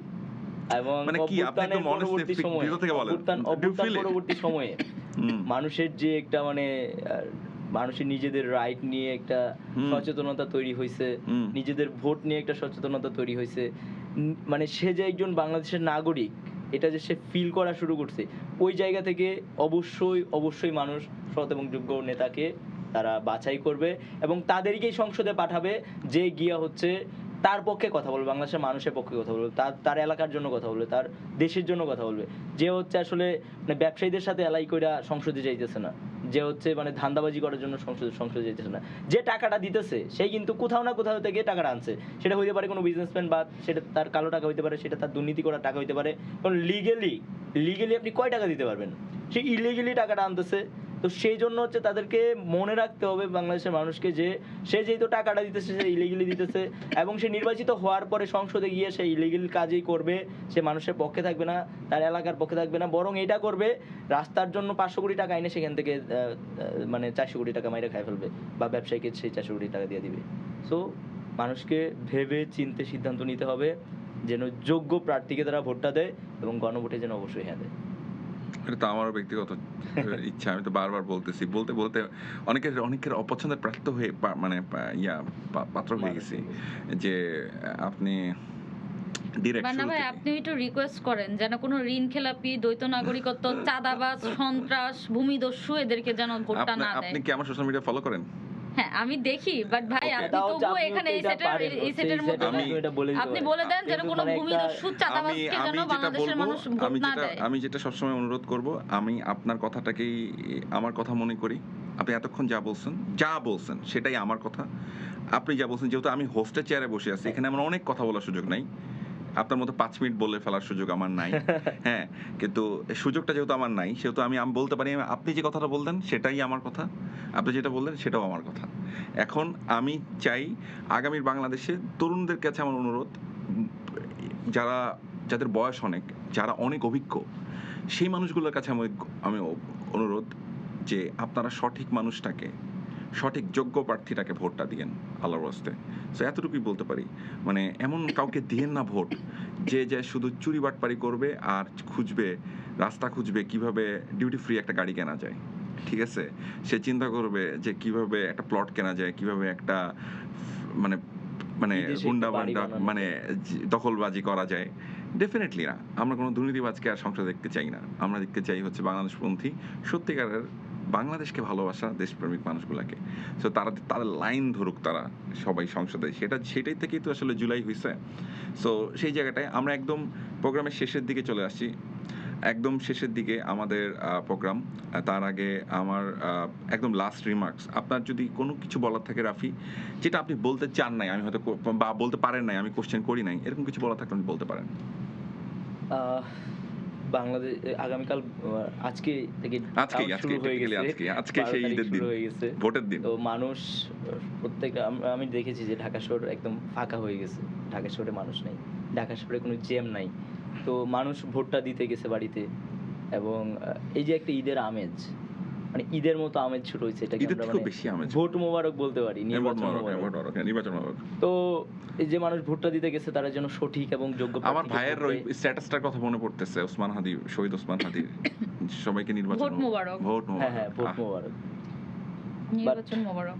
ভাই আমাদের মাঝে নাই, হ্যাঁ সরি, ভাই তো আমাদের মাঝে নাই। নাই, বলেন আপনি। তো আমি প্রথমেই যেটা রিকোয়েস্ট করবো, আগামীতে যারাই সাংসদ হচ্ছেন আপনারা প্লিজ শুরুতেই যেই কাজটা করবেন, আমার ভাই হত্যার বিচারটা করেন। শহীদ ইনশাআল্লাহ। ওসমান হাদি হত্যার বিচারটা যেন আমরা পাই। যদি এটা না করেন আপনারা, জাবের ভাই যেটা বলছে যে আমরা আবারও রাস্তায় নামবো, বাট আমরা নামতে চাই না। যদি এটা আপনারা করতে না পারেন, আপনারা যেই হন, সেটা যদি জামাত হোক, এনসিপি হোক, বিএনপি হোক, যেই হোক, তাদের এগেনস্টে আমরা আন্দোলনে নামবো। আমরা আবারও রাজপথে নামবো, শহীদ হাদি হত্যার বিচার নিয়ে তারপর করে ফেলবো, এবং ইনশাআল্লাহ। তখন তাদের অবস্থা 12টা বেজে যাবে যারা ইনশাআল্লাহ। সাংসদ থাকবেন। ইনশাআল্লাহ, তখন আমাদের কোনো ট্যাগিং দিয়ে কাজ হবে না। তখন এখন হচ্ছে তাদের কাছে আমাদের রিকোয়েস্ট হচ্ছে যে যারাই সাংসদ হন তারা আপনারা সবাই মিলা প্রথমে হচ্ছে শহীদ হাদি হত্যার বিচার করবেন, এবং পাশাপাশি জুলাই অভ্যুত্থানের যারা শহীদ হয়েছে তাদেরকে যে খুন করা হয়েছে, হাসিনাকে এখনো দেশে ফিরে আনতে পারে নাই, হাসিনাকে দেশে ফিরে এনে ফাঁসিটা দিতে হবে। এবং এই যে অভ্যুত্থানের সময় যারা যারা হামলায় জড়িত ছিল, যারা বিভিন্ন হেনস্থায় জড়িত ছিল, যারা মানে প্রত্যক্ষ এবং পরোক্ষভাবে এই অভ্যুত্থানের বিরুদ্ধে ছিল, তাদের এগেনস্টে ব্যবস্থা নিতে হবে, তাদের এগেনস্টে মানে বিচারগুলা করতে হবে। এবং পাশাপাশি হচ্ছে আপনার এটাও দেখতে হবে যেন নিরপরাধ কেউ হচ্ছে আবার মানে যেটা হয়েছে মামলা বাণিজ্য টাইপ অভ্যুত্থান পরবর্তী সময়ে আমাদের কাছে অনেক নিরপরাধ মানুষ আসছে যাদেরকে ফাঁসাই দেওয়া হয়েছে, নিরপরাধ কেউ যেন এই শাস্তিটা না পায়। অ্যান্ড আমরা নতুন একটা বাংলাদেশ চাই, পুরাতন যেই ব্যাড বন্দোবস্তগুলো ছিল, খারাপ বন্দোবস্তগুলো ছিল, সেই বন্দোবস্তগুলো চাই না, আমরা নতুন বন্দোবস্তের নতুন বাংলাদেশ চাই, যেটা হচ্ছে আমরা কল্পনা করি, যেখানে কোনো মারামারি থাকবে না, যেখানে কোনো রাহাজানি থাকবে না, যেখানে কোনো চাঁদাবাজি থাকবে না, সন্ত্রাস থাকবে না, দুর্নীতি থাকবে না, লুটপাট থাকবে না, দখল বাণিজ্য থাকবে না, ভূমিদস্যুদের জায়গা যেখানে হবে না, দখলদারিত্বের জায়গা যেখানে হবে না, ভারতীয় আধিপত্যবাদ যেখানে বিস্তার করতে পারবে না, এরকম বাংলাদেশ চাই। আবার যদি কেউ ভারতের কোলে উঠতে চায় তারে আবার আমরা মানে টাইনা নামাই দিব, এমন হইতে পারে তারে আবার ভারত পাঠিয়ে দিতে পারি। তো এইটা চাই আমরা। এবং নাসিরউদ্দিন পাটোয়ারি যে কথাগুলো বলে যে প্রশ্নের ঊর্ধ্বে কেউ না, সেই প্রশ্নের ঊর্ধ্বে ঠিক আছে রাফি, আমরা একটু পাশাপাশি জ্ঞান ভিত্তিক একটা সমাজ বিনির্মাণ করতে চাই, যেখানে হচ্ছে ফ্যামিলি কার্ড না, তার চেয়ে অধিক গুরুত্ব পাবে কর্মসংস্থান, যেমন হচ্ছে মানে কর্মজীবী করে গড়ে তোলা যায় মানুষগুলাকে। অনেক বেকার আমাদের দেশে আছে, বেকারত্বের হার যেন কমে যায়, এরকম একটা বাংলাদেশ চাই। এবং এই যে আমরা অভ্যুত্থানে দেখেছি যে আমরা হিজাবি অনেক মেয়েরাও আমাদের সাথে আসছে, আবার নন হিজাবিও আসছে, মুসলমানও আসছে, অমুসলিমও আসছে, পাহাড়ও আসছে, সমতলও আসছে। আমরা কোনো ডিভাইডেশন চাই না। আমরা এই যে একটা সুন্দর ঐক্য ছিল জুলাইয়ে, সেই ঐক্যের সুন্দর একটা বাংলাদেশ দেখতে চাই, যেই বাংলাদেশে কোনো ভেদাভেদ থাকবে না, যেই বাংলাদেশে কোনো মানে ট্যাগিং থাকবে না, যেই বাংলাদেশে পাহাড় সমতলের কোনো মানে ব্যবধান থাকবে না, সবাই এক, আমাদের একটাই পরিচয়, আমরা বাংলাদেশি, আমরা বাংলাদেশের মানুষ, এইটা চাই। পাশাপাশি আমাদের অর্থনীতিতে অনেক বেশি মনোযোগ দিতে হবে, যেই টাকাগুলো বিদেশে পাচার করা আমরা হয়েছে। ওভারঅল সেক্টর সবগুলো নিয়ে কথা বলতে পারি, এখানে অনেক টাইম চলে যাবে, আমরা শেষ করি এই জায়গাটায়। রাফি এখানে শেষ করছি, শেষ লাস্ট নোট হিসেবে থ্যাংক ইউ ভেরি মাচ। শেষ করি এই জায়গাটায়, আমরা আবার একটা লাস্ট একটা দিব। আমরা আজরিন একটা শেষ জায়গায় আসতে চাই, এমন কিছু কি ছিল যেটা আমি প্রশ্ন করি নাই, বলতে চেয়েছেন? তিনটা দলের জন্য তিনটা কথা বলতে চাই। প্রথমে বিএনপির জন্য বলবো যে আপনারা শহীদ জিয়া এবং বেগম খালেদা জিয়া যে আদর্শ এবং তারা যেই আদর্শ ফলো করে বাংলাদেশের রাজনীতি করেছে, সেটা আসলেই মনে প্রাণে ধারণ করুন এবং সেভাবেই আপনারা রাজনীতি করুন। এবং এনসিপির জন্য বলবো যে আপনারা পিপল পলিটিক্স করুন, যেটা আসলেই দরকার। যে মাসল পাওয়ার বা মাসল পলিটিক্স এগুলো অনেক করার মতো অনেক দল আছে, বাট আপনারা পিপল পলিটিক্স করুন, ইয়াংদের সাথে থাকুন এবং ইয়াংদেরকেই আগামীতে দরকার। এবং জামাতকে বলবো যে মাঠ পর্যায়ে যে জনগণের সাথে একটা কমিউনিকেশন গ্যাপ আছে বা কমিউনিকেশন কিছু মিসআন্ডারস্ট্যান্ডিং আছে, সেগুলো হচ্ছে কি ডেফিনেটলি সেই কমিউনিকেশন গ্যাপটা যতটুকু কমায় নিয়ে আসা যায় সেটা আপনারা চেষ্টা করুন। আর অবশ্যই দেখুন, শুধু এখন পর্যন্ত এমন অনেক হত্যাকাণ্ড হয়েছে বাংলাদেশে। আমি 57 জন পিলখানা হত্যাকাণ্ডে বিডিআর হত্যা করা হয়েছে, সাগররুনি হত্যা করা হয়েছে, আবরার ফাহাদকে হত্যা করা হয়েছে, যিনি আধিপত্যবাদ বিরোধী ছিল। সর্বশেষ এই জুলাইয়ে জুলাই হত্যাকাণ্ড। এতগুলো শহীদ এবং আহত হয়েছে এবং সর্বশেষ আমাদের হাদি ভাইয়ের সাথে যেটা হলো, এই প্রত্যেকটা হত্যাকাণ্ডের বিচার আমাদের করতে হবে, যেই আসুক না কেন, যেই সরকারে আসুক না কেন, সংসদে যেই যাক না কেন। আমি চাই হাদি ভাইয়ের হত্যার বিচারটা তো ডেফিনেটলি হোক, পাশাপাশি প্রত্যেকটা হত্যাকাণ্ডের বিচার হোক এবং হতেই হবে সেগুলো। এবং আরও একটা কথা বলতে চাই যে আমি অনেক করে রিকোয়েস্ট করব যে আপনারা কাল যখন ভোটটা দিবেন, ভোটটা দিতে যাওয়ার আগে আপনারা দুইবার চিন্তা করবেন বা তিনবার চিন্তা করবেন, কারণ আপনারা এমন কোনো অযোগ্য ব্যক্তিকে সিলেক্ট করবেন না, বা এমন কোনো অযোগ্য ব্যক্তিকে যদি আপনি ভোটটা দেন 5 বছরের জন্য আপনাকে আবারও সেই মানে জুলুম সহ্য করতে হবে। এই জিনিস ভেবেই আপনি হচ্ছে গিয়ে ভোটটা দিবেন। কোনো চাঁদাবাজ, কোনো সন্ত্রাস, কোনো হচ্ছে গিয়ে ভূমিদস্যু, কোনো হচ্ছে গিয়ে টেন্ডার বাণিজ্য যারা করে তাদেরকে আপনারা ভোটটা দিবেন না। এটাই আমার রিকোয়েস্ট থাকবে। ওকে, আমরা প্রোগ্রাম একদম শেষে চলে আসছি। আমি হয়তো আমাকে টকব্যাক থেকে বলা হচ্ছে আপনি চাইলে আর 2 মিনিট কথা বলতে পারেন, 2-3 মিনিট। সো আমি নিজের কথা বলতে চাই, এই সুযোগ পেলাম পুরো প্রোগ্রামে। অন্য সময় তো আসলে গেস্ট থাকি, তো তখন 5-7 মিনিট, 10 মিনিট, 12 মিনিট, 15 মিনিট কথা বলে ফেলা যায়। কিন্তু এই ক্ষেত্রে যেটা হয় বিপদ, সেটা হচ্ছে প্রশ্ন খুব সহজে করে ফেলতে, অল্প অল্প করে কথা বলতে হয়। তো শেষ রিমার্কে আমি যাব। থ্যাংক ইউ রাফি আমার এই প্রোগ্রামে ভোটকাস্টে জয়েন করার জন্য। Nazrin, thank you so much. আমি এবং সবশেষে হচ্ছে মানে দেশের মানুষকে বলতে চাই যে যোগ্য প্রার্থী নির্বাচন করেন এবং গণভোটে হ্যাঁ দেন। Please, thank you. আমি আসলে আপনাদের কাছে অনুরোধ করতে চাই যে আপনারা যেহেতু আমাদের হোপ, আপনারা প্লিজ আপনারা এই অনেস্টিটা রাখবেন, দেশের প্রতি ভালোবাসাটা রাখবেন, দেশপ্রেমটা রাখবেন। দলকানা হবেন না, দলান্ধ না হয়ে চলেন আমরা সবাই দেশান্ধ হয়ে উঠি। সেটা মনে হয় সবচেয়ে বেস্ট চয়েস আমাদের জন্য। তো একদম শেষে চলে আসছি। আজকের প্রথম পর্বটা গেল ভোটকাস্টের। কালকে যখন আমরা এই সময় কথা বলবো, তখন হয়তো আমরা ভোট কাউন্টিংয়ে চলে যাব, যে কত ভোট পাচ্ছে কে কত, আমরা অনেক কিছু দেখে ফেলবো। কিন্তু এই পর্যায় পর্যন্ত আসার জন্য আসলে আমাদেরকে কি পরিমাণ স্যাক্রিফাইসের মধ্যে দিয়ে আসতে হয়েছে, সেটা আশা করি আপনারা ভুলে যাবেন না। বাংলাদেশের আপামর জনতা, ছাত্র জনতা, সবার কাছে আমার বিনীত অনুরোধ, আপনারা প্লিজ আমাদের ভাইদেরকে মনে রাখবেন, আমাদের বোনদেরকে মনে রাখবেন, যারা গত 17 বছরে সংগ্রাম করেছেন, গুম খুনের শিকার হয়েছেন, সেই পরিবারগুলোকে মনে রাখবেন।